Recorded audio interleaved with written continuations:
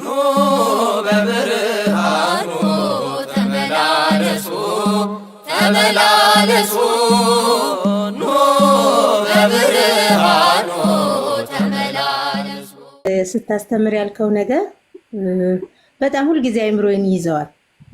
እኔ እንትን ዘማሪ ነኝ፣ የመሰረተ ክርስቶስ ቤተክርስቲያን አባል፣ በኳይር ውስጥ አገለግላለሁ፣ መዝሙር እጽፋለሁ፣ ግጥም እገጥማለሁኝ። ግን የጴንጤ መዝሙር ለአጋንንት የተሰዋ ነው ብለህ አንድ ጊዜ አስተምረሃልና ሁልጊዜ እረፍት የለውም አይምሮ። የእውነት ነው የምልህ አይምሮዬ እረፍት የለውም ሁልጊዜ። ለምን እንደዛ ልትል እንደቻልክ አልገባኝም። እና በጣም ከባድ ወርድ ነው ማለት ብዙ አገልጋዮች አሉ፣ እኔም አገልጋይ ነኝ እንዳልኩ እና እኔ ለአጋንንት እንደማሰዋ 100% እርግጠኛ ነኝ። እና አኬ ለምን ይህንን ወርድ ተጠቀመ? ሁልጊዜ አይምሮዬን ይዘዋል። የእውነት ነው የምልህና ወይ አሁን ትመልስልኛለህ ወይ ሌላ ጊዜ ትመልስልኛለህ። አሁን መመለስ ማትችል ከሆነ እችላለሁ። ያው እንደ በመልኩን ያስቀመጥኩት ለምን መስዋዕቱ ለማን እንደሚቀርብ አይታወቅም። ምክንያቱም ከቸርች ውጭ ስለሆነ ነው ባጭሩ። ምክንያቱም ጳውሎስ የሚናገረው አንድ ነገር አለ። አሕዛብ የሚሰዉት ለአጋንንት እንጂ ለእግዚአብሔር እንዳይሰዉ ምንድነው እናውቃለን ብሎ ተናግሮ ስለነበረ አሕዛብ ያለው ከክርስቲያን ውጭ ያሉትን። ስለዛ ከቤተ ክርስቲያን ውጭ ባሉ የመስዋዕት ወይም የአምልኮ ጉዳዮች ላይ መሳተፍ የለብንም ነው ያው ትልቁ ሀሳቡ። ለምሳሌ ኦንሊ ጂሰሶችን ታውቂያቸዋለሽ አይደለ ይሩ? በእነሱ ዝማሬ ትሳተፊያለሽ? የእነሱን ዝማሬ ምን አስዘምሪያለሽ? እኔ ምን አስተያየት እንትን አለ መሰለህ፣ እኔ የእናንተንም የኦርቶዶክስን መዝሙር እንደማለት ነው የምሰማው። የኦርቶዶክስን ሳይሆን እኔ ቃሉ ላይ ነው ፎከስ የማደርገው። ቃሉ እንደመጽሐፍ ቅዱስ ነው ወይ የሚለውን ነው ፎከስ የማደርገው ብዙ ጊዜ። የኦንሊ ጂሰሶችን ዝማሬ በኦንሊ ጂሰሶች ዝማሬ ታመሰግኛለች ትዘምሪያለሽ? እኔ ገጥሞኛ አያውቅም እውነት ለማውራት እኮ። አይ ኖ አድርጊ ብትባይ እኮ ሰምቼው ቃሉን አይቼው ነው ቃሉን ወርዱን አይቼው ከተስማማሽ በቃ ታደርጊዋለሽ እንደ መጽሐፍ ቅዱስ ከሆነ። እኛ ደግሞ ኦንሊ ጂሰስ ማለት ስላሴ ጣዖት ነው የሚሉ ሰዎች ስለሆኑ ጌታ ይቅር ይበላቸው እና እኛ ስላሴ ጣዖት ነው የሚል ሰው የሚያመሰግንበትን ምስጋና አንጋራውም። ይሄ የኛ አሁን የክርስቲያናችን እኔ እንግዲህ ይሄ የሁላችንም አቋም ይመስለኛል። የክርስቲያን ቢያንስ የኦርቶዶክሶች የሁሉም አቋም ይመስለኛል። ስላሴን ጣዖት የሚል ሰው ካለ የእርሱ ምስጋና አጋንንታዊ ምስጋና ነው ብለን ነው የምናምነው። ስለዚህ አሁን በእሱ ምስጋና እኛ በፍጹም አንተባበርም፣ በእንደዚህ አይነት አምልኮች አንተባበርም። አሁን እኛ የምናደርገው ምንድነው ለኦንሊ ጂሰስ ብቻ ሳይሆን ሌላውን ቤተ እምነት የጴንጤው ምናምን ቢሆንም ከኛ ቤተክርስቲያን ውጭ ነው ከቤተ ክርስቲያን ውጭ ነው ብለን ስለምናምን እንደዚህ አምልኮዊ በሆኑ ነገሮች አንተባበርም እና ግን አንተባበርም ማለት አይሻልም? ለአጋንንት ነው የተሰዋ እንትን ቪዲዮውን ቆይ አንዴ ክፈችው ወይስ ለኔ ልክፈትላችሁ? ለአጋንንት ይሁን ለእግዚአብሔር ይሁን አይታወቅም። ለአጋንንት ሊሆን ስለሚችል ነው ያልነው። እንደዛ በቃ እንደዚህ ነገር ላይ መተባበር አያስፈልግም። ምክንያቱም አናቅማ፣ እርግጠኛ አይደለንም። ከኢርሳን ውጭ ያለ ምስጋና ወይም አምልኮ የሚቀርብ መስዋዕት የሚቀርበው የቤተክርስቲያን ራስ ለሚሆነው ለክርስቶስ ነው ማለት አይቻልም። ምናልባት እግዚአብሔር ባወቀ ለምሳሌ አንቺ እንደልብሽ ንጹህ ሆኖ ድንገት ከተቀበለልሽ እሰየው። ግን አሁን ግን አሁንማ አንቺ ማለት ነው I never heard of this እንደዚህ ከባድ ስለሆነች ከበድ ይላል አማርኛውና አይታወቅም ነው። እኔ ፐርሰናሊ ብትጠይቂኝ ከቤተክርስቲያን ውጭ ያሉ አምልኮዎች መዳረሻቸው የት ነው የሚለውን አላውቅም ነው የምለው። የት እንደሚደርስ አይታወቅም። የኦንሊ ጂሰስ ምናምንም አሁን አንቺ እንግዲህ አሁን ቀለል አድርገሽው እንግዲህ ያው እኔ ቴዎሎጂውን ወይ ይሄ ትምህርቱን የክርስትናው ትምህርቱ ላይ በደንብ ፎከስ የምታደርጊ ከሆነ አላውቅም አድርጊ አታድርጊ ማለት ነው። ካደረግሽ ግን ስላሴን ጣዖት የሚልን ሰው ምስጋና በቃ ዝም ብዬ እንደ ቃውራይቼ ከመጽሐፍ ቅዱስ ጋር የሚስማማ ከመሰለኝ እጠቀምበታለሁ ማለት ይሄ እኔ በጣም ኮንሰርቫቲቭ ነው ይመስለኝ እና መጽሐፍ ቅዱስ አስተምሮ ጋር የሚሄድ ከሆነ ችግር የለም። ለምሳሌ ኦንሊ ጂሰስ ነው ስማቸውም ኢየሱስ ብቻ ነው። የፈለገ ኢየሱስ ጌታ ነው እያሉ ቢዘምሩ ማለት ነው የእነሱ ኢየሱስ ጌታ ነው የሚለው ዝማሪያቸው በራሱ በቃ ጤናማ ነው ማለት ግን አይደለም። ምክንያቱም አስተምህሯቸው አጋንንታዊ ነው።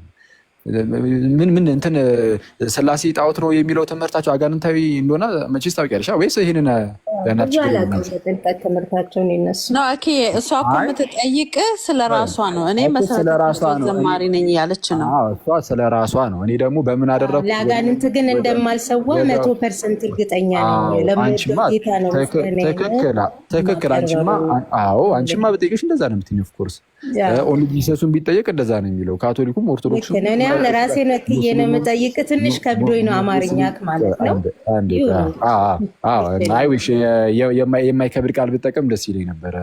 እንደዛ መሆን የለበትም። ሰዎችን በሚሰብር መልኩ መማማር አስፈላጊ ላይሆን ይችላል። ግን ምንድነው ሙስሊሙም ለፈጣሪ ነው ማቀርቡ ይላል። ምስጋናው መንዙማውን ምኑንም ሲለው ኦንሊ ጂሰሱም የህዋ ምስክሩም ሌላውም ሁሉም ኦርቶዶክሱም ካቶሊኩም ፕሮቴስታንቱም ከፕሮቴስታንት ደግሞ የተለያዩ ዲኖሚኔሽኖች ናቸው ያሉት፣ የተለያዩ ሃይማኖቶች ናቸው ያሉት ፕሮቴስታንት ላይ። እነሱም ደግሞ በየራሳቸው እንግዲህ በቃ እናቀርባለን ይላሉ፣ ትክክል ነን ይላሉ። ግን መመዘኛ አለ ሁሉም ነገር። እኛ ስላለን የሚሆንልን ነገር የለም። እኔ ትክክል ነኝ ወደ እግዚአብሔር ነው መስዋዕት የሚቀርበው ስላልኩኝ በቃ አክሊል ብሏል ትክክል ነው በቃ ተብሎ አይደመደምም። ምን ይደረጋል? ይመዘናል።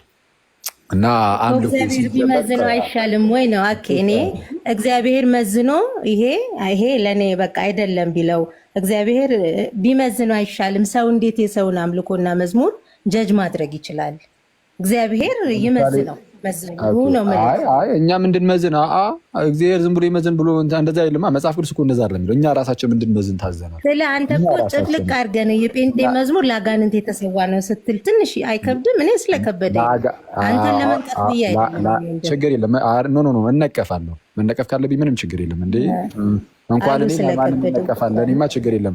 እሺ ቃሉ ሊከብድ ይችላል የሚለው ያስማማል። ግን ለአጋንንት ይሁን ለእግዚአብሔር አይታወቅም። ምክንያቱም ከክርስቲያን ውጭ ነው ያለው የሚሰዋው ማለት ነው።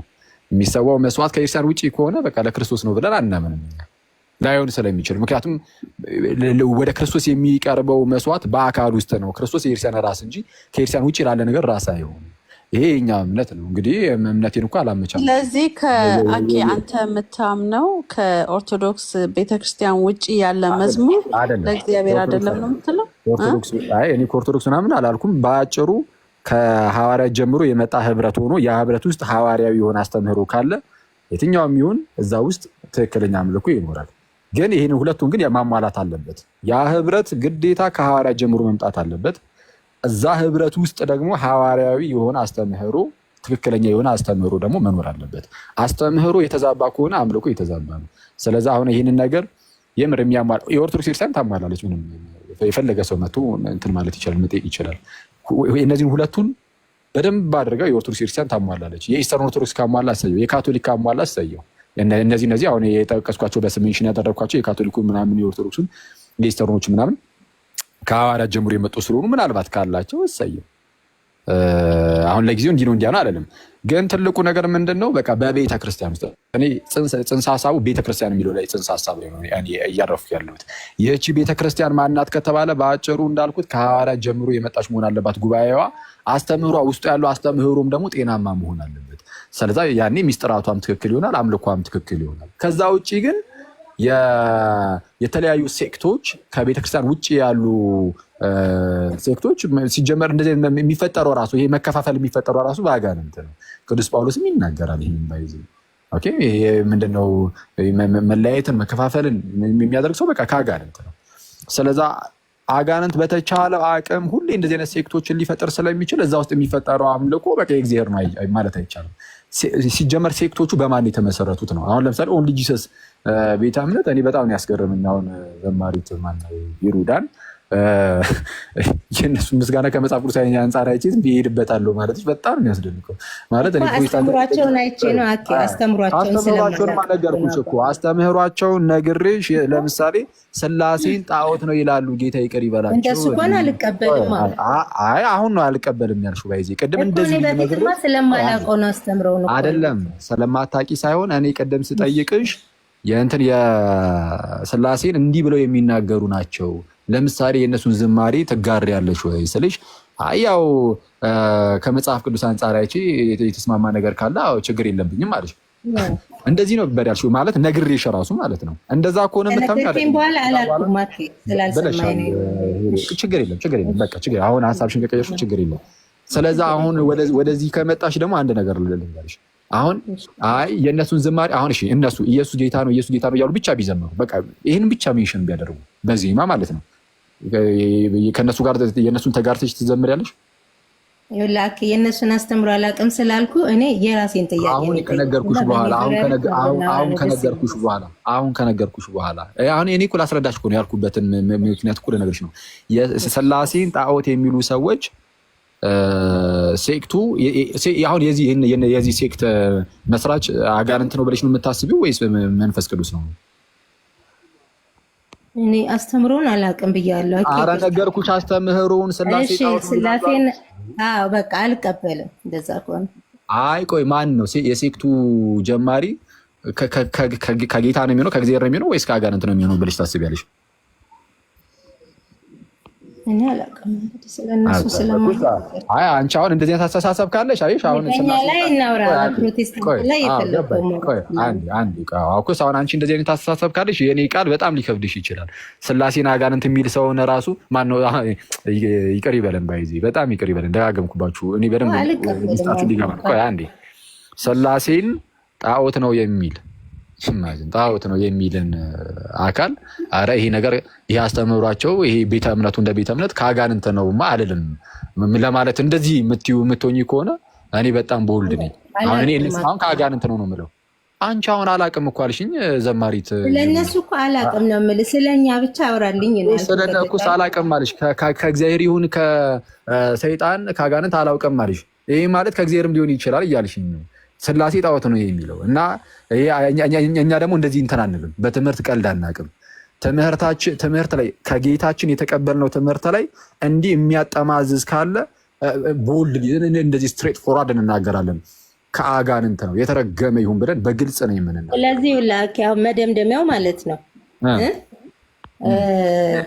የእናንተ ቤተክርስቲያን ነው ከሐዋርያቱ ቅብብሎች ስለመጣ ትክክለኛው አስተምሮም እናንተ ጋር ስላለ የእናንተ ዝማሬ ብቻ ነው ትክክል እኮ ማለት ነው እያልኩ አሁን የኛ ብቻ ምናምን የሚለው ውስጥ አልገባውም። ቅድም እንዳልኩሽ አሁን አንቺ ያለሽበት ቤተ እምነት ከሐዋርያት ጀምሮ የመጣ ነው ወይ በቅብብሎች ውስጥ ያለፈ ነው ወይስ የሆነ ሰዓት ላይ ዝም ብሎ ብቅ ያለ ወደኋላ ትሬስ ባክ አስተምሮ ላይ አልመጣውም። ወደኋላ ትሬስ ባክ የማያደርግ ከሆነና የሆነ ሰዓት ላይ ብቅ ያለ ጉባኤ ከሆነ አደገኛ ነው። በቃ ምንም ቅርንጫፍ ከሌለ ወደኋላ የሚመለስበት የሆነ መንገድ ከሌለ አሊያ ደግሞ እሱ እንዳለ ሆኖ አስተምህሮ ደግሞ ሐዋርያዊ የሆነ አስተምህሮ አለ የለም? አሁን አንቺ ሐዋርያዊ የሆነ አስተምህሮ አለን አለሽ፣ ግን በምን አወቅሽ እንዳለ እንዴ? በቃ እኛ እኮ በሐዋርያት አስተምህሮና በጌታ አስተምህሮ ላይ እስካለን ድረስ እኮ ግዴታ የሐዋርያት ቅብብሎሽ ያስፈልገናል እንዴ? አዎ ግዴታ ያስፈልጋል። ምክንያቱም ቤተክርስቲያን ያጣፋ ዋናው ትምህርቱ አይደለ ቅብብሎሹ? ትምህርቱ እውነት ነው ወይ ነው? ትምህርቱ የጌታ ትምህርት ነው ወይ ነው? ትምህርቱ የሐዋርያቱ ትምህርት እሺ፣ ትምህርቱ ብቻ ሳይሆን ጉባኤውም እንደ ጉባኤ ከሐዋርያት ጀምሮ አንዴ ቤተክርስቲያን ጉባኤ ነው አይደለ? እሺ ቤተክርስቲያን ትጠፋለች? አትጠፋ። እሺ የማጠፋ ከሆነ ከሐዋርያት ጀምሮ እስካሁን ድረስ መታለች ማለት ነው አይደል? ሳትጠፋ በጉባኤ ደረጃ እሷን ቤተክርስቲያን ማን ነች? ሳትጠፋ ከሐዋርያት ጀምሮ የመጣችው ጉባኤ ያው እኛ ከጳውሎስ ነው በቃ የጳውሎስን ትምህርት ነው እኛ ፎከስ የምናደርገው። የጳውሎስ ትምህርት ላይ ነው ፎከስ የምታደርጊው ወይስ የጴጥሮስ ላይ ወይስ የማቴዎስ ላይ ወይስ የጌታ ላይ ሳይሆን ያልኩት ምንድነው? ቤተክርስቲያን አጠፋም ከሐዋርያት ጀምሮ ትመጣለች ብለሽኛል። እቺ ጉባኤዋ እስቲ የትኛዋ ናት ከሐዋርያት ጀምሮ ሳጠፋ የመጣችው ጉባኤ? ይቅርታ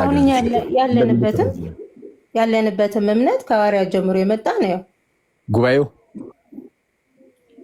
ትምህርቱ ነው። ስለ ጉባኤው ነው ስለ ቤተክርስቲያን ነው እያወራ ያለሁት እኔ። አሁን ትምህርቱ ጋር እንመጣለን። ትምህርቱን ቢያንስ እንግዲህ በቃ አንቺ በቃ ትክክል ነው ብለሽ እንደዚህ ቁጭ ብለሻል አምነሽ አይደለ? ችግር የለም። ትምህርቱ ላይም አሁን የእናንተ ነው ብዙ ስህተቶችን አውጥቼ ላሳይሽ እችላለሁ፣ በጣም መሰረታዊ የሚባሉ ጉዳዮች ላይ ማለት ነው። ግን እሱ እንዳለ ያዝ አድርጊና ለጊዜው ቤተክርስቲያኑ እንደ ቤተክርስቲያን ከሐዋርያት ጀምሮ የመጣው ቤተክርስቲያን እስኪ የትኛው ነው ወይም ጉባኤው? እኔ ግን ለማ እንትን የምለው ማለት ነው በቃ እኔ ይነግርህ እኮ ነው ወንድምዬ። እሺ የኔ የምነግርህ ማለት ነው ዋናው የትኛውም ህብረት እንደ ጌታ ቃል እንደ ሐዋርያቶቹ አስተምሮ ከሆነ ምን ችግር አለው ነው የምልህ። በምን ችግር አለው? አይሆንም። መሰረቱ ግዴታ ያስፈለገበት ምክንያት ምንድን ነው? ዋናው መሰረቱ መጽሐፍ ቅዱስ ከሆነና የጌታ ትምህርትና የሐዋርያቱ ትምህርት ከሆነ መሰረቱ አይደለም። አሁን እኮ ምን ችግር አለው በሚለው እኮ አይደለም ሂሩዬ፣ ምን ችግር አለው በሚለውማ ቢሆንማ ምን በቃ ኖርማል ነበረ እኮ ቀለል አድርገን ምን ችግር አለው ብዬ እኔ ራሴም አንድ ቸርች ከፍት ነበረ። ግን እንደዛ አይደለም። ምንድነው ትልቁ ቁም ነገር? ጌታችን ኢየሱስ ቤተክርስቲያን የሚባል ነገርን አቋቁሟል። ይሄ የቤተክርስቲያን ጽንሰ ሀሳብ እንዳለ ጠፍቷል ከብዙ ሰው አእምሮ ውስጥ። እሱን አሁን ትልቁ መሰረታዊ ችግር የሆነው ምንድነው? ቤተክርስቲያን የሚለው ጽንሰ ሀሳብ ከአእምሯችን ውስጥ መጥፋቱ ነው። በጣም ለብዙ ችግሮች ምክንያት ማለት ነው። ስለ ቤተክርስቲያን መጀመሪያ መጽሐፍ ቅዱስ ምን ይላል የሚለውን እንወቅ። ለምሳሌ ጌታችን ኢየሱስ ቤተክርስቲያንን እንደሰራት ተናግሯል አይደለ? ቤተክርስቲያንን የሰራት ጌታችን ኢየሱስ ነው። በማቴዎስ ወንጌል ምዕራፍ 16 ላይ እንደተናገረው ቤተክርስቲያኔን እሰራለሁ የገሃነም ደጆችም አይችሏትም ብሏል። አንተ ጴጥሮስ ነህ። በዚህ ዓለት ላይ ቤተክርስቲያኔን እሰራለሁ የገሃነም ደጆችም አይችሏትም። ሰው አሁን እዚህ ላይ በደንብ አድርገሽ ተመልከቺ። ቤተክርስቲያኖቼን አላለም፣ ቤተክርስቲያኔን አለ። ስለዚህ አንዲት ቤተክርስቲያን አለች። ስለዚህ አንድ እምነት ነው የሚኖረው፣ አንድ አስተምህሮ አለቀ። አንዲት ቤተክርስቲያን፣ አንዲት ጉባኤ ቤተክርስቲያኔን ነው ያለው። ቤተክርስቲያኖቼን አላለም። ስለዚህ አንድ ቤተክርስቲያን ፕላስ የኔ ነው ያላት። ስለዚህ ቤተክርስቲያን የጌታ ኢየሱስ ናት እና እሰራለሁ ካለ በኋላ የገሃነም ደጆችም አይችሏትም አለ። የገሃነም ደጆችም አይችሏትም፣ አይበረታቱባትም። ይሄ ጌትስ ኦፍ ሄዲስ ማለት ነው። የሄዲስ መግቢያዎቹ፣ በሮቹ፣ ደጃፎቹ እነሱ ፕሪቬል አያረጉባትም፣ እንደዚህ እሷ ላይ አይበረታቱባትም፣ አይቋቋሟትም አለ። እሺ አሁን ይህቺ ቤተክርስቲያን እንዲህ ብሎ ኢየሱስ የተናገረላት ቤተክርስቲያን እስቲ የት አለች ነው አሁን ማየት አለብን። እንዲህ ተብሎ የተነገረላት እማጠፋ። ምክንያቱም ይኸው የገሃነም ደጆችም አይቋቋማትም፣ አይበረቱባትም። ልክ ከዛ ይህን ይዝና ቅዱስ ዮሐንስ አፈወርቅ ምን ይላል? ሰይጣን ዝናሩን አራገፈ ጨረሰ፣ ቤተክርስቲያንን ግን ሊያጠፋት አልቻለም ይላል። ስለዛ ሁሌም ቢሆነ ልክ በውሃ ላይ እንደምትሄድ መርከብ ወጀብ እየመጣ መርከቧን እንደሚመታት በጣም ብዙ ፈተናዎች ቤተክርስቲያንን እየመጡ ሊመቷት ይችላሉ። ሰይጣን ዝናሩን ሊያራግፍ ይችላል፣ ግን ይጨርሳል። ቤተክርስቲያን ግን አጠፋም፣ መርከቧ ግን አሰምጥም። ለምን? አንደኛ የራሱ የክርስቶስ ናት። ክርስቶስ ሙሽራ ሆኖ እርሷ ሙሽራ ናት። ሙሽራው ሙሽራይቱን ይጠብቃል። ሙሽራው በኖርማል ህይወታችን በዚህ ህይወታችን ራሱ ሙሽራው ምንድን ነው?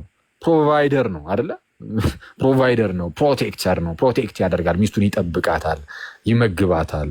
እና እውነተኛው ሙሽራ ጌታችን ኢየሱስ ክርስቶስ ደግሞ ለእውነተኛይቱ ሙሽራ ለቤተ ክርስቲያን ምን ያህል ፕሮቫይደር እና ፕሮቴክተር ይሆን እንዴ? ለዛ እኮ ነው በኤፌሶን መልእክቱ ምዕራፍ 5 ቁጥር 25 ላይ ቅዱስ ጳውሎስ ምን የሚለው? ባሎቹ ክርስቶስ ደግሞ ቤተ ክርስቲያንን እንደወደዳት እናንተ ሚስቶቻችሁን ውደዱ። ባሎቹ ያው ሚስቶቻችሁን መውደድ ያለባችሁ። ማንን እንደወደደ? ክርስቶስ። ማንን? ቤተ ክርስቲያንን። ይህችን ቤተክርስቲያን ማወቅ አለብን። ዝም ብሎ እንደዚሁ ጌታ ጌታ ማለት እኮ አይደለም። ምንድን ነው ክርስቶስ የሰጠን? በምድር ላይ አስቀምጦልን የሄደው ምንድን ነው? ዝም ብሎ እኮ እንዲሁ አይደለም። መንፈስ ቅዱስን ሲልክ እኮ ህብረት ላይ እኮ ነው፣ ወይም ቤተክርስቲያን ላይ እኮ ነው። መንግስቱን እኮ አቋቁሟል እኮ። ጌታችን እኮ መንግስት አለው ምድር ላይ ራሱ። ይህን ታውቃላችሁ ጋይዝ? ወደ ፍቅሩ ልጅ መንግስት አፈለሰን እኮ ነው ያለው ጳውሎስም። ቤተክርስቲያን እኮ ናት መንግስቱ። ለቤተክርስቲያን ራስ እንዲሆን ሰጠው ሲል እኮ ለመንግስቱ ማለት እኮ ነው፣ ንጉስ ይሆን ዘንድ። ስለዛ ራስ ይሆን ዘንድ እዛው ኤፌሶን ምዕራፍ 1 ቁጥር 23 አካባቢ ይሄ ነገር አለ። ሁሉም ከእግሩ በታች ካስገዛለ በኋላ ለቤተክርስቲያን ራስ እንዲሆን ሰጠው ይልና እርሷም ይላል ቤተክርስቲያንን ሁሉም በሁሉ የሚሞላ የእርሱ ሙላቱ ናት ይላል። የእርሱ ሙላቱ ናት። ማን ናት እቺ ቤተክርስቲያን?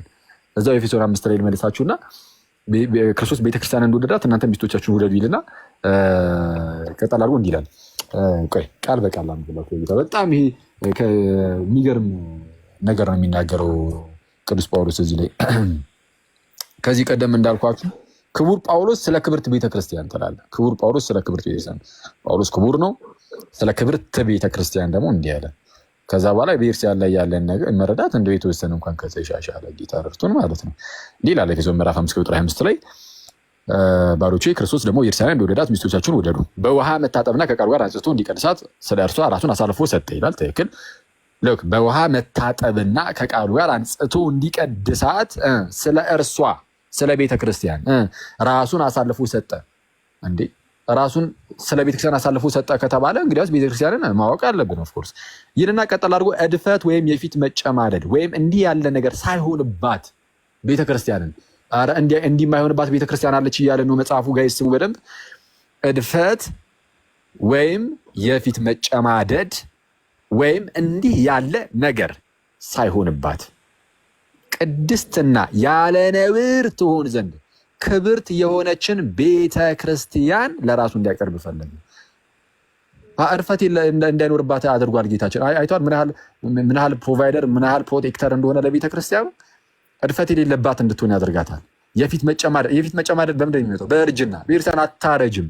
ስለዛ ሁሌ ሙሽራ ሆና ከሐዋርያት ጀምሮ ጉባኤው ይቀጥላል፣ ይመጣል። ሁሌ የፊት መጨማደድ ወይም እንዲህ ያለ ነገር ሳይሆንባት ቅድስትና፣ ቤተክርስቲያን ቅድስት ናት። ቅድስት ቤተክርስቲያን ያለ ነውር ትሆን ዘንድ ነውር እንኳን የለባትም እንዴ ያለ ነውር ትሆን ዘንድ ክብርት የሆነችን ቤተክርስቲያንን ለራሱ እንዲያቀርብ ፈለገ። ምን አይነት ቤተክርስቲያንን?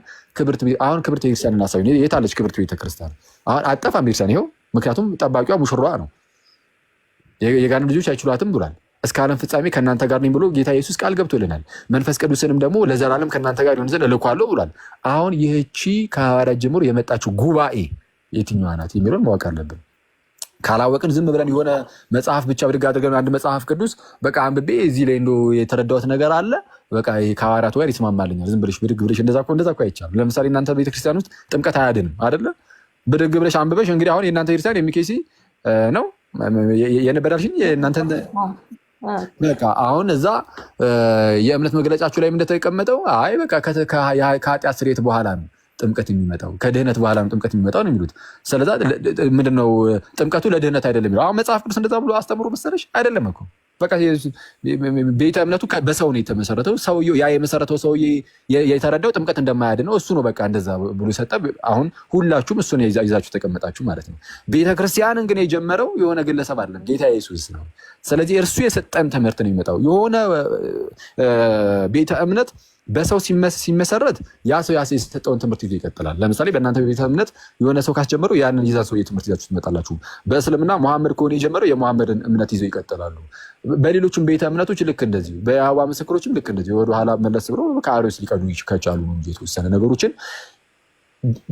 ቤተክርስቲያን ግን የተመሰረተችው በኢየሱስ ስለሆነ ቤተክርስቲያን የኢየሱስ ትምህርት ነው ይዛ የሚቀጥለው። የኢየሱስ ትምህርት ደግሞ ጥምቀት ለድህነት ነው፣ አለቀ። ጥምቀት ለመዳን ነው፣ ለኃጢአት ስርየት ነው፣ ዳግም ለመወለድ ነው ብሎ በግልጽ ነው የሚያስተምረው።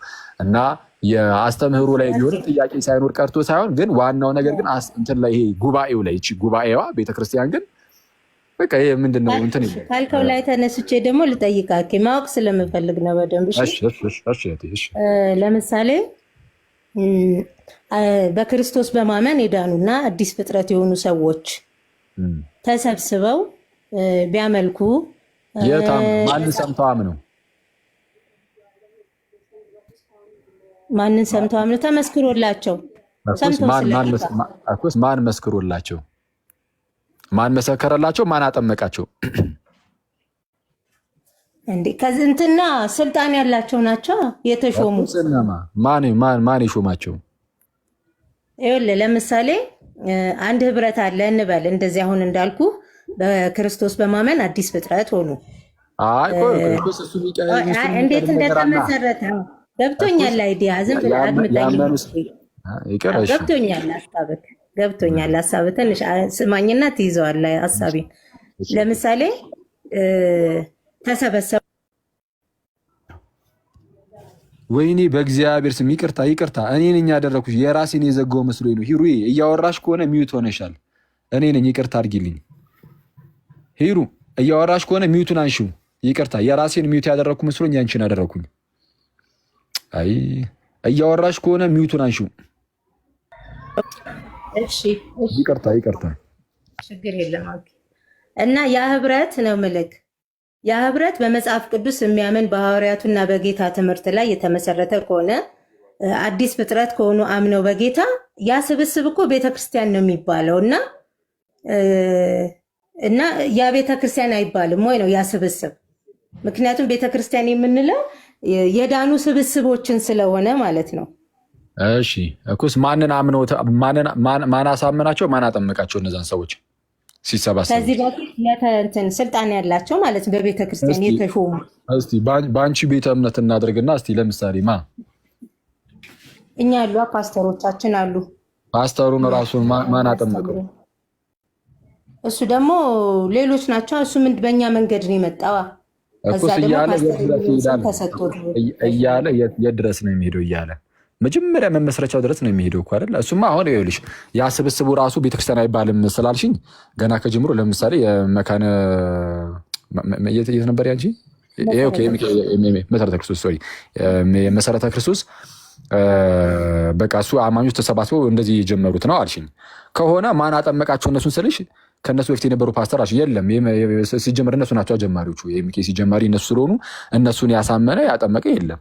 ምክንያቱም ያሳመነ ያጠመቀ የለም ስልሽ በራሱ እናንተ ባላችሁበት ቤት ውስጥ ማለት ነው። እሱ ገና እየተጀመረ ስለሆነ ስለዚህ እነሱ ራሳቸውን ማን አሳመነ ማን አጠመቀ?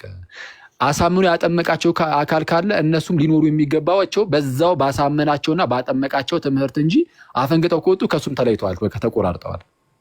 ለራሳቸው አዲስ እናቋቁም ብለው ከወጡ ማለት ነው ከተለዩ ከዛ ጋር በቃ ትምህርቱን ከካዱት ጥምቀታቸውንም ትተውታል ያስብላል። ስለዛ ምንድነው ወደኋላ ስንሄድ የት ድረስ እንሄዳለን? የትም አንሄድም። በቃ እዛችሁ ላይ ነው የምንቆመው። ስለዛ ዝም ብሎ ብቻ እንደዚህ የሆነ መጽሐፍ ይዘን ራሳችን አንብበን በቃ ትክክል ነው እንደዚህ ምናምን ስላለን አይደለም። የሆኑ ሰዎች ተነስተውም ስለሰበኩልን አይደለም። ባይዚ የሚሰብኩት ራሱ የተላኩ መሆን አለባቸው። ካልተላኩስ እንዴት ይሰብካሉ ይላል መጽሐፍ እኮ አይደለ? ጳውሎስ ምንድነው የጌታን ስም የሚጠራ ሁሉ ይድናል ይልና ባለመኑትስ እንዴት አድርገው ይጠሩታል? ማለት የጌታን ስም ለመጥራት ማመን አለብን ይልና ለማመን ደግሞ ምን ማድረግ አለብን? መስማት አለብን። ማለት ሳንሰማ እንደዚሁ አናምንም። ስለዚህ ባልሰሙትስ እንዴት አድርገው ያምናሉ ይላል። ለመስማት ደግሞ ምን ያስፈልጋል? የሚያሰማ ወይም ሰባኪ ያስፈልጋል። ያለ ሰባኪስ እንዴት ይሰማሉ ይላል። ሰባኪውስ ዝም ብሎ አንድ ሰው ብድግ ብሎ ብቻ በቃ ተገለጠልኝ ብሎ ብቻ ዝም ብሎ ብድግ እያለ እየመጣ ዝም ብሎ ሰባኪ ሆኖ እንትን ማድረግ ይችላል? አይቻልም። ስለዛ ምን መሆን አለባቸው? የተላኩ መሆን አለባቸው። ስለዛ ምን ይላል? ካልተላኩስ እንዴት ይሰብካሉ? ስለዚህ የተላኩት እነማን ናቸው? ሐዋርያት። መጀመሪያ እነሱ ናቸው። ሐዋርያት ከተላኩ በኋላ በሐዋርያት እግር ስር የሚመጡ ናቸው። በቃ አለቀ እየሰበኩ የሚሄዱት እንጂ ሌላ ብድግ ብሎ በእነዚህ እግር ስር ሳይተካ ብድግ ብሎ እኔ ሰባኪ ነኝ ብሎ ቢመጣ ማን ይቀበሏል? እኔ አልቀበሉም። ጌታ ራሱ በዚህ ሊጠይቀኝ አይችልም። ማለት እንዴ ከየት መጣ ተብሎ ብድግ ብሎ ራሱን ሹሞ ይመጣል እንዴ አንድ ሰው? እንዲህ የሚባል ነገር የለም። ስለዚህ በዛው በሐዋርያት እግር ስር እየተተኩ የሚመጡ አባቶች ይኖራሉ፣ መምህራን ይኖራሉ። እነሱ ይሄ በቤተክርስቲያን ውስጥ ማለት ነው ባጭሩ። ስለዛ ይህንን ተልእኮ የተቀበለችው ባጭሩ ቤተክርስቲያን ናት፣ አንድ ግለሰብም አይደለም፣ ቤተክርስቲያን ናት። ስለዛ ቤተክርስቲያን ከሐዋርያ ዘመን ጀምሮ እየሰበከች እያጠመቀች ትኖራለች። አለቀ። ስለዛ የምትሰብከው ወይም የምታሳምነው ፕላስ ብላም ደግሞ የምታጠምቀው የምታቆርበው የጌታ ቤተክርስቲያን ናት። ከመጀመሩ ያለችው ከሐዋርያ ጀምሮ ያለችው ይህቺ ቤተክርስቲያን እስቲ የታለች ነው? አሁን እያሳመነች እያጠመቀች እያቆረበች ያለችው ከሐዋርያ ጀምሮ ማለት ነው ያለችው ቤተክርስቲያን የትኛዋ ናት? ጥሩ በቃ እንዳላበዛብህ ይቅርታ እንዳላበዛብህ የመጨረሻ ሁለት ጥያቄ ልጠይቅህ። ግን አሁን ያልኩሽ እንግዲህ ገብቶሻል? ገብቶኛል። አይዲያ ማሳመን ማጥመቅ የቤተ ክርስቲያን ተልእኮ ስለሆነ እያሳመነች እያጠመቀች ከሐዋርያ ጀምሮ የነበረች ቤተክርስቲያን እስቲ የታለች ነው? የቷ ነች? እንትን ጥያቄ ገብቶኛል። ይሄ ሰንሰለት ያለው በእናንተ ቤተክርስቲያን ውስጥ ነው፣ በፕሮቴስታንት ውስጥ የለም ነው አይዲያው አይደል? እኔ አሁን በእኛ ውስጥ አለ በእናንተ ውስጥ የለም ምናምን ብዬ ደመደምኩልሽ ሳይሆን ካለ በእናንተ እንድታሳይ የለም። አክቹዋሊ የመጨረሻ አንድ ጥያቄ ምን መሰለ፣ አሁን የሐዋርያቱ ቅብብሎች ስንል ማለት ነው ስልጣኑ ላይ ነው ፎከስ ማድረግ ያለብን? ትምህርቱ ላይም ጉባኤውን እንደ ጉባኤው ነው አሁን እያነሱ ያሉት። ስልጣኑ ትክክል፣ ይሄ ስልጣነ ክህነቱ ፕሪስትሁድ በቃ ከጥንትም ጀምሮ አለ። ይህ ትምህርቱ በጣም ግልጽ ነው። ሚስጥረ ክህነት በመጽሐፍ ደረጃ ሳይቀር ርዕስ ሰጥተው ሳይቀር ጽፈዋል እነ ቅዱስ ዮሐንስ አፈወርቅም። ግን እኔ እያልኩሽ ያሉት ግን እኔ አሁን ሞር ፎከስ ያደረኩት ጉባኤውን እንድታዩ ነው። በደንብ ጉባኤው ላይ ነው። ጉባኤ ህብረት ትምህርቱ አይበልጥም ወይ ከጉባኤው? ዋናው ትምህርቱ አይደለም ወይ? ትምህርትና በጌታ ትምህርት ላይ እኔ የራሴን ጥያቄ ነው የምጠይቀው። ጥያቄ ከሆነ ከጉባኤና ከትምህርቱ የቱ ይበልጣል አይባልም። በቃ አለቀው። ትምህርቱ በጉባኤ ውስጥ ያለ ነው። ጉባኤው ደግሞ የኢየሱስ ስጋ ነው። ጉባኤው ውስጥ ኢየሱስም አለ ራስ ነው። ስለዛ ከጉባኤው ምንድነው ትምህርቱ ይበልጣል፣ ከትምህርቱ ጉባኤው ይበልጣል ምናምን የሚባል ነገር የለም። በቃ ይህ ሲጀመር ይለያያል። የሚነጻጸሩ ነገሮችም አይደሉም። ትምህርቱ ትምህርት ነው፣ ጉባኤው ግን ጉባኤ ነው። ስለዛ ትምህርቱ በጉባኤ ውስጥ ያለ የእግዚአብሔር ቃል ነው። ጉባኤው ደግሞ የኢየሱስ ስጋ ነው ወይም የኢየሱስ አካሉ ነው። ኢየሱስ ደግሞ ራስ ነው እዛ ውስጥ እና እንደዛ ነው። አውግስትን ቤተክርስቲያንን በጣም ከአንድ ታላቅ ነገር ጋር ያነጻጽራል። ታላቅ ነገሩ ምን እንደሆነ ለጊዜው ይቆይና ከታላቅ ነገር ጋር አነጻጽሮ አይ ያንን ታላቅ ነገር ሌላ የሚበልጠው ነገርም የለም ሌላ ማለት ነው ከእግዚአብሔር ውጪ እና አይ ቤተክርስቲያን ትበልጣለች። ምክንያቱም ኢየሱስ እዛው ቤተክርስቲያን ውስጥ ራስ ነው። ኢየሱስ ራስ የሆነበት ነገር ስለሆነ ኢየሱስን የሚመለከታል ይህ ጉዳይ። ስለዛ ኢየሱስን የሚመለከትም ጉዳይም ስላለው ይሄ ቤተክርስቲያን ትበልጣለች ብሎ ያስቀምጣል ያነጻጽርና እና ቤተክርስቲያን እንዴ ታላቅ ናት። ክርስቶስ ራስ የሆነላት ናት። ለቤተክርስቲያን ሰጠው ተብሎ ስለተሰጠ ክርስቶስን ማለት ነው። ክርስቶስ ለቤተክርስቲያን ተሰጥቷል ራስ ይሆን ዘንድ። ስለዛ ቤተክርስቲያን እንዲህ ነች እና የእግዚአብሔር ቃል ደግሞ ታላቅ ነው። ኦፍኮርስ የእግዚአብሔር ቃል ነው ይታወቃል። ስለ እግዚአብሔር ቃል ሁላችንም የምንስማማበት ነገር ይኖራል እና አይነጻጸሩም ነው። የሆነ ሴም ካታጎሪ ላይ ያሉ አይደሉም። የእግዚአብሔር ቃልና ወይም ትምህርትና ምንድን ቤተክርስቲያን ትምህርቱ ነው ህይወት የሚሰጠው ብዬ እኮ ነው። እሺ አዎ ህይወት የሚሰጠው ትምህርት ያለው ደግሞ በአካሉ በቤተክርስቲያን ውስጥ ነው። ለምሳሌ ያለ ጥምቀት አይዳንም ማለት ድህነት በጥምቀት ነው። የሚያጠምቅሽ ግን መጽሐፉ አይደለም።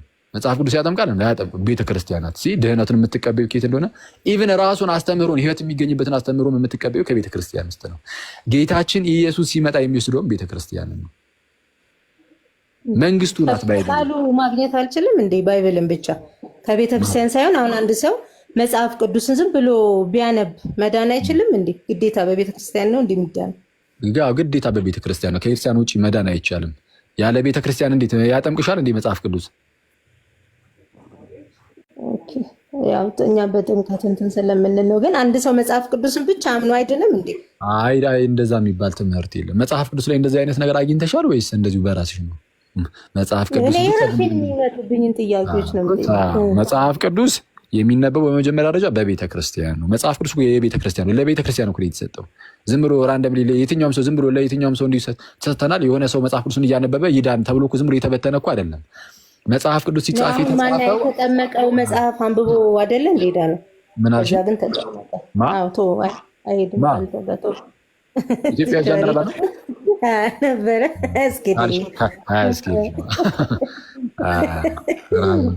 ተጠምቋልም። ፊልጶስም ደግሞ ሄዱ ተተልኮ አስተምሩታል እና እሱ እንደውም በጣም ነው የሚያስገርመው። አያስኬደኝም ማለት ሲሎም ጥሩ ነው። ምን አለ እንደውም ሄዱ ፊልጶስ አገኘውና የምታነበውን ታስተውሏለህ ሲለው ኧረ የሚያስረዳኝ ሳይኖር እንዴት አስተውሏለሁ ብሎ እንደውም እሱ በጣም ልቡም ትሁት ነው፣ ጥሩ ሰው ነው። መንፈስ ቅዱስ ባወቀ ፊልጶስም ወደዛ ልኮት ፊልጶስ ወንጌልን አስተማረው፣ ሰበከው። ፊልጶስ የኤርሲያን ሰው ነው ከዛን ያጠምቀዋል፣ ወደ ኤርሲያን ይጨምራል። እንደዚህ ነው የሚሆነው ሂደቱ እንዲህ ነው እንጂ መጽሐፍ ቅዱስ ዝም ብሎ ቁጭ ተደርጎ ብቻ ሲጀመር እሱ የአይሁድን ስርዓት የሚፈጽም ሰው ስለነበረ ነው መጽሐፉን የሚያነበው ነገራችን ላይ። ከዛ ውጭ ግን በተለይ በዚህ በሐዲስ ኪዳን የሆነ መጽሐፍ ቅዱስን የሆነ ሰው ዝም ብሎ አንብቦ ብቻ ይዳን ተብሎ እንደዛ አይደለም የተሰጠው መጽሐፍ ቅዱስ። አጻጻፉ የመጽሐፍ ቅዱስ የመሰጠቱ ምክንያት ራሱ ለቤተ ክርስቲያን ነው፣ ለኤርሲያን ኦልሬዲ ላመኑ ሰዎች እንዲበረቱበት በእምነት እንዲጸኑበት ልክ እንደዛ ለማሳመኛም ጭምር ነው። ኦፍኮርስ ግን ለማሳመኛ ሲባል በቤተ ክርስቲያን በኩል ማለት ነው። ስለዛ ያለ ቤተ ክርስቲያን እንደዚህ ነው ብቻ መጽሐፍ ቅዱስን አንብቤ መድናለሁ የሚለው ይሄ ኖርማል አይደለም ማለት ነው። ራኪ የመጨረሻን ሁለት ነበር ያልኩ። የመጨረሻ አሁን በሐዋርያ ቅብብሎች ውስጥ ማለት የኦርቶዶክስ እምነት ያው በሐዋርያ ቅብብሎች ውስጥ ያለ ነው ያው የምትሉት እናንተ ስታስተምሩና አንድ ሰው ልክ በዛ በሐዋርያ ቅብብሎች ትምህርት ውስጥ መጣ እንበል መጣና ግን ወደ ፕሮቴስታንት እምነት መጣ። ወደ ፕሮቴስታንት እምነት ሲመጣ አሁን በቃ ወጣ ማለት ነው። አይድንም ያ ሰው፣ ምክንያቱም ከዛ ሰንሰለት የወጣ ሰው አይድንም አይደል? በእናንተ ትምህርቱን ክዶ ከወጣ ሐዋርያዊ የሆነ አስተምህሮን ክዶ ከወጣ በቃ እንግዲህ አሁን ትምህርቱን አልካደም እኮ ታዲያ ከኦርቶዶክስ እንዴት ይወጣል ታዲያ? በምንድን ነው ታዲያ የወጣው? በትምህርት ካልሆነ ዝም ብሎ ይወጣል እንዴ? በትምህርት ሳይክድ እሺ በዛ ሰንሰለት ውስጥ ሄደ ብቻ ነው የሚድነው አይደል? ጉባኤው አዎ ግዴታ ነው። ጉባኤው ከሐዋርያት ጀምሮ በሆነ መንገድ ሆኖ ግዴታ እዚህ መድረስ አለበት። በሆነ በኢየሱስ ክርስቶስ ያመነ አይድንም እንዴ? እዛ ሰንሰለት ውስጥ ካልገባ በኢየሱስ ክርስቶስ ያመነ ሰው ይድናል። ግን የት ከሆነ ቤተክርስቲያን ውስጥ ያለ ቤተክርስቲያን ሲጀመር ሰው እንዴት አምኖ ይጠመቃል? እንዴት ሲያምናል? የሚያምኑ እኮ ቤተክርስቲያን እኮ ነው። ይሄ ተልእኮ የተሰጣት እኮ ለቤተክርስቲያን ነው። ተልእኳን የምትፈጽመው የምታሳምነው ቤተክርስቲያን ናት። በቤተክርስቲያን ካልሆነ በማን አምነሽ ልድኝ ነው? በሌላ አካል ዝም ብሎ ከስር ውጪ በሆነ አካል አምነሽ ልድኝ ነው? ለምሳሌ በወን ልጅ ሰሳም በኢየሱስ አምነን ኧረ በክርስቶስ በማን ተፈት ማለት ነው እኮ ሳው እንዲያሳምኑ የተላኩ አሉ። ወንጌልን ሰብኮ እንዲያሳምኑ ማለት ነው እኮ። የማንን ወንጌል ማለት ማን የሰበከውን ሰምተሽ ካልተላኩስ እንዴት ይሰብካሉ ይላል። የኦን ልጅ ሰሶችን ስብከት ሰምተሽ ነው? የጴንጤዎችን ስብከት ሰምተሽ ነው? የሉትራኖችን ስብከት ሰምተሽ ነው? የትኛውን ስብከት ሰምተሽ? የካቶሊኩን ምናምን እያሉ ደግሞ ሊቀጥል ይችላል። ስለዛ ምንድነው ዝም ብሎ አንድ ሰው ቤተክርስቲያንን ትቶ ምናምን ከክርስቲያን ሙሉ ውጭ ሆኖ በቃ እኔ በኢየሱስ አምናለሁ ስላለ ብቻ ይድናል ማለት አይደለም። እንደዚህ አይነት ነገር የለም። እንደዚህ ነው የሚለው እንደውም መጽሐፍ ሲናገር በሐዋርያት ሥራ ምዕራፍ 2 ቁጥር 47 ላይ ጌታም ዕለት ዕለት የሚድኑትን በእነሱ ላይ ይጨምር ነበር ነው የሚለው። በሐዋርያቱ ጉባኤ ላይ ማለት ነው። በጉባኤው ላይ ይጨምራል። የሚድኑት ሁሉ የሚጨምሩት በዛ ላይ ነው። ልክ በኖህ ሰዓት እንደነበረው መርከብ ያለ ነው። በኖህ ሰዓት አንድ መርከብ ነው ያለው። አንድ መርከብ አለ። የሚድኑት ሁሉ ከጥፋት የሚያመጡት ሁሉ ወደ መርከቡ ነው የተጨመሩት። ስለዚህ በመርከብ ውስጥ ህይወት አለ። ከመርከብ ውጭ ግን ምን አለ? ሞት። ከመርከብ ውጭ ያለው ጥፋት ነው፣ ሞት ነው ያለው። ስለዚህ የሚድኑት ሁሉ ከዛ ጥፋት የሚድኑት ሁሉ ወደ ተጨመሩ ወደ መርከቢቱ። ኖህ ማለት ከዚህ በፊት እንዳልኳችሁ የሚያሳርፍ ማለት አይደለ? አባቱ ላሜ ይሄ ያሳርፈኝ ዘንድ አለው ሲል ላሜ አለው ይላል። ይቅርታ ኖህ አለው ይላል። እና እውነተኛው የሚያሳርፈው አሳራፊያችን ግን ጌታችንና መድኃኒታችን ኢየሱስ ነበረ ነው። ስለዚህ እውነተኛው ኖሃችን ኢየሱስ ነውና እርሱ እውነተኛው ኖሃችን መጣና ልክ ጌታም እንደተናገረው ማለት ነው እናንተ ሸክማችሁ የከበደ ሁሉ ወደ እኔ ኑ እኔም አሳርፋችኋለሁ አለ አይደለ? እኔም አሳርፋችኋለሁ። ስለዚህ እውነተኛው አሳራፊ እውነተኛው ነው ጌታችን ኢየሱስ ደግሞ እውነተኛይቱን መርከብ ደግሞ ሰራለው ያለው ቤተክርስቲያን ነው። ሌላ ምንድን ነው? ሌላ ምንም አይደለም። ቤተክርስቲያኔን እሰራለሁ አለ። እውነተኛይቱ መርከብ ይችላል። ያኔ በኖህ ሰዓት የሚድኑት ሁሉ ወደ መርከቢቷ ውስጥ እንደተጨመሩ አሁን ደግሞ በሐዲስ ኪዳን የሚድኑት ሁሉ ወደዚህ ጉባኤ ወደዚህ ቤተክርስቲያን ይጨመራሉ። ቅድም እንዳነበብኩልሽ ማለት ነው እንዳልኩልሽ ጌታም ዕለት ዕለት የሚድኑትን በእነርሱ ላይ ይጨምር ነበረ ነው የተባለው። በእነርሱ ላይ በቤተክርስቲያን ላይ። ስለዛ በኖህ መርከብ ውስጥ ህይወት አለ። ከኖህ መርከብ ውጭ ጥፋት። አሁንም በጌታችን በክርስቶስ ኢየሱስ ቤተክርስቲያን ውስጥ ህይወት አለ። ከጌታ ቤተክርስቲያን ውጭ ግን ሞት፣ ጥፋት ነው ያለው። ስለዛ ሰዎች በጣም መጠንቀቅ አለባቸው። የጌታን ቤተክርስቲያን ለይተው ማወቅ አለባቸው። እስቲ የትኛዋ ናት የኢየሱስ ቤተክርስቲያን ብለው መፈለግ አለባቸው። ለምን ከተባለ የኢየሱስ ቤተክርስቲያን ናቸው እየተባሉ በጣም ብዙ ሴክቶች አሉ። ኦንሊ ጂሰስ ለምሳሌ የኢየሱስ ቤተክርስቲያን ሙሽራይቱ ይህች ናት ብለው ደምደሞ ቁጭ ብለዋል። ግን ስላሴን ክደዋል። እና አንድ ሰው የኢየሱስ ቤተክርስቲያን ውስጥ ነኝ ያሉት ስላለ ብቻ አይሆናል ማለት አይደለም። መመዘኛ አለ። ዝም ብሎ እንደዚሁ ብቻ የመሰለንን እየያዝን ሳይሆን ከሐዋርያት ጀምሮ መታለች ያቺ ጉባኤ። ኦኬ ጉባኤዋ የምርም የኢየሱስ ልጅ አንዱ ማረጋገጫ ሳጠፋ መታለች ወይ ሐዋርያዊ ሆነ ከጌታ የተቀበለችውን አስተምሮ ሲዛ ቆይታለች ወይ? እነዚህን ሁለቱን ማሟላት አለባት ቢያንስ አንዲት ቤተክርስቲያን የኢየሱስ ቤተክርስቲያን ለማለት። ስለዚህ ይህንን ሁለቱን የሚያሟላ ካለ እሱ የኢየሱስ ቤተክርስቲያን ነው። የእኛን እርግጠኛ ነኝ እንደሆነ የእኛ የኦርቶዶክስ ቤተክርስቲያን ከሐዋርያቱ ትምህርት የሆነ አስተምሮ አላችሁ ግን ሌላ ጊዜ ደግሞ ጥያቄ በአስተምህሮ ደረጃ አስተምህሮ ብለሽ ከሐዋርያት ውጭ የሆነ አስተምህሮ እኛ አናውቅ። አሁን ይሄ የተለመደው ይሄ ገድል እንደዚህ ተአምር እንደዚህ ምናምን ከሆነ እሱ አስተምህሮ አይደለም የሚባለው። እንደነዚህ መጽሐፍት ውስጥ በአንድም በሌላ ምክንያት ስህተት ሊገባ ይችላል። ይህም በተደጋጋሚ ተናግረናል።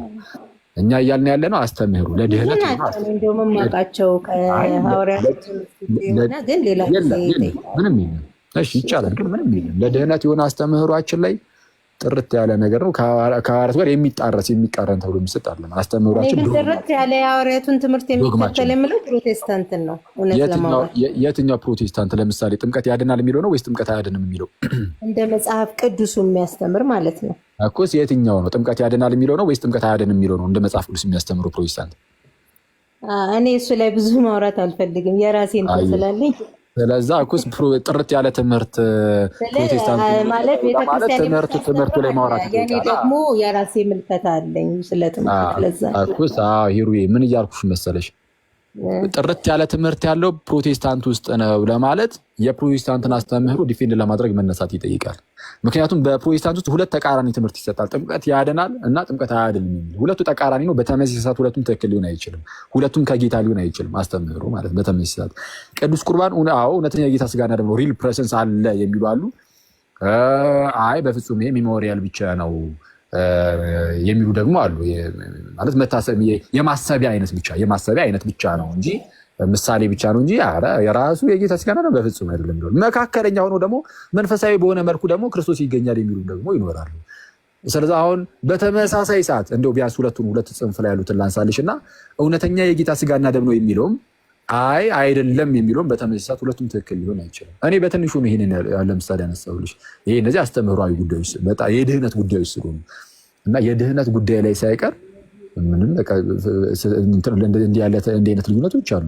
ይህ ብቻ አይደለም። የተወሰነ እንሂድ ካልን ደግሞ እግዚአብሔር ምንድነው ልጁ ኢየሱስን የላከው ለተወሰኑ ለተመረጡ ሰዎች ነው የሚል እምነት አለ። ለምሳሌ ለዓለም ሁሉ አልሞተም ኢየሱስ የሞተው ለተመረጡ አስተምሮማ ልዩነት ይኖራል እኮ አይደለም። ጥርት ያለ የሐዋርያት አስተምህሮ ያለው ፕሮቴስታንት ጋር ነው ካልሽ ነው ኢየሱስ የሞተው ለዓለም ነው ወይስ ለተመረጡት ነው የሚለው የትኛው የፕሮቴስታንት ትምህርት ጥርት ያለው?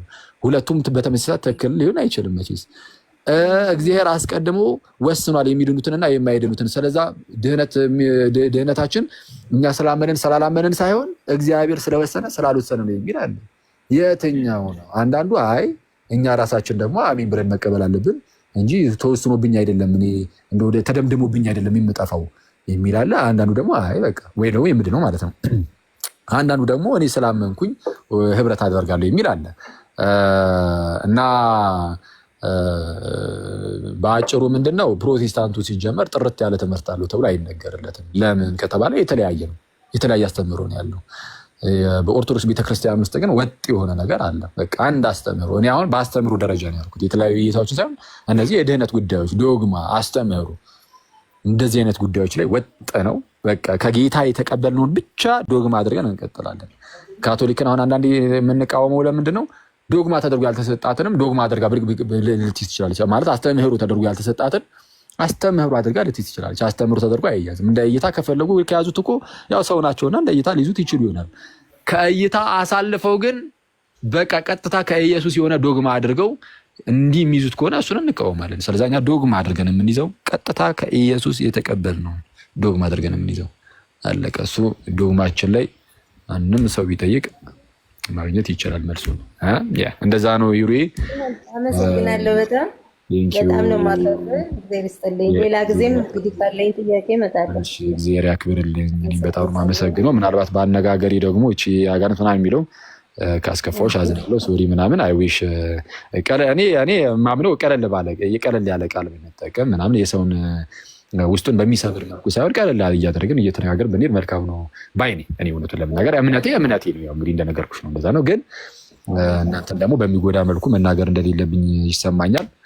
እናንተን እንዳይጎዳ ብዬ የሆነ እምነቱን አንሻፋለሁ እያልኩኝ ሳይሆን የተወሰኑ ቃላትን እየመረጡ ምናምን ይቻላል እና እንደዛ ነው። አንቺ ሴትዮ በርቺ፣ ጌታ በነገሩ ሰላም ናችሁ? እንዴት ናችሁ? እሺ ሰላም ለአንተ ይሁን። እንዴት አለ? አዎ ይሰማል። እኔን ከሆነ ሰላም ያልከኝ የኦርቶዶክስ ትምህርት ወጥ ነው ስትል የሰማው መሰለኝ። አዎ ዶግማችን ወጥ ነው፣ ችግር አለ ትላለህ። ምክንያቱም እናንተ ክርስቶስ አያማልድም ትላላችሁ፣ ሌሎቹ ያማልዳል ይላሉ። ወንድሜ ትጠይቀዋለህ፣ ውስጡ የት ሄዶ ነው ግን? እና አኬ እንትን ጠብ መሰል አይደለ አገባቡ ጀለሳ አይሳኮር ያለው እድል ስጠው አባቴ። ሁሌ እንዲህ ነች ዳኒ። እሺ ክርስቶስ አይማልድም ስንል አይለምንም እያልን ነው። ይለምናል እንጂ ይማልዳል የሚለውን በግሪኩ ቃል ትቀበለዋል አይደለም? አይ ይማልዳል የሚለው አሁን የቃላት ጉዳይ አይደለም። እኛ የሚያሳስበን የቃላት ጉዳይ ሳይሆን የሀሳብ ያስተምሩ ጉዳይ ነው። አንድ ሰው ለምሳሌ ኢየሱስ ክርስቶስ ይማልዳል ብሎ ግን የእኛን አስተምሮ ከሆነ የሚያስተምረው የራሳችንን ሀሳብ ከሆነ የሚናገረው ዛኔ እሱ ዝም ብለህ እንደዚህ ጸብ የሚፈጥር ነገር አይኖረውም። እንደዛ ከሆነ ግን አሁን በአማርኛው ግን ይማልዳል የሚለው ቃል ብዙ ጊዜ ከልመና ጋር ተያይዞ ስለሆነ የሚሰጠው እኛ ሞር ይህንን ቃል ለቅዱሳን እንሰጥና መካከለኛ የሚለውን ደግሞ ለጌታችን ብቻ እናደርጋለን። ወደ ውጭ ዓለም ስትሄድ ደግሞ መካከለኛ የሚለውን ለጌታችንም ለእመቤታችንም እየሰጡ ትታያለህ። ለእመቤታችንም ለቅዱሳን ሁሉ ማለት ነው። መማለድ የሚለውንም ለሁሉም ለጌታችንም ለቅዱሳን ለሁሉም ስለዛ ቃላቱን ሳይመርጡ ማለት ነው። እኛ ጋር ግን ስትመጣ የአማርኛው አሁን ቆይ እንደዚህ ያልኩት አሁን መማለድ መካከለኛ የሚለውን ቀጥታ እንደው ኢንተርሴሽንን መማለድ ብዬ ኮንሰርት ማለት ነው። ወደ እኛ ስትመጣ ግን ይሄ መማለድ የሚለውን ለቅዱሳን መካከለኛ የሚለውን ግን ለጌታችን ብቻ እኔ እስካየሁት እኔ እንግዲህ ብዙ ጊዜ ሆኛል እስካየሁት መካከለኛ የሚለውን ለጌታችን ብቻ ሲሰጥ ያለው የኢትዮጵያ ኤርትራ። ከዛ ውጭ ግን መለመን የሚለውን ነው የምንቃወመው። አለቀ። አክቹዋሊ እናንተ መማለድ የሚለውን አለመቀበል ብቻ ሳይሆን አንድ ስቴፕ ወደ ጎን ወስዳችሁት ይፈርዳል ወደሚለው ነው የወሰዳችሁትና መለመን ብለህ ትቀበላለህ። ቃሉ የኢንቱካኔ የሚለው ቃል ትርጉሙ ያለውን ቃል ሪፕሬዘንት የሚያደርገውን እቀበላለሁ። ስለዚህ መለመን የሚለው አንድ ጥያቄ መጀመሪያ የጠየኩን ያለው እኔን ጨርስና ከዛም በኋላ እኔ እመለሳለሁ።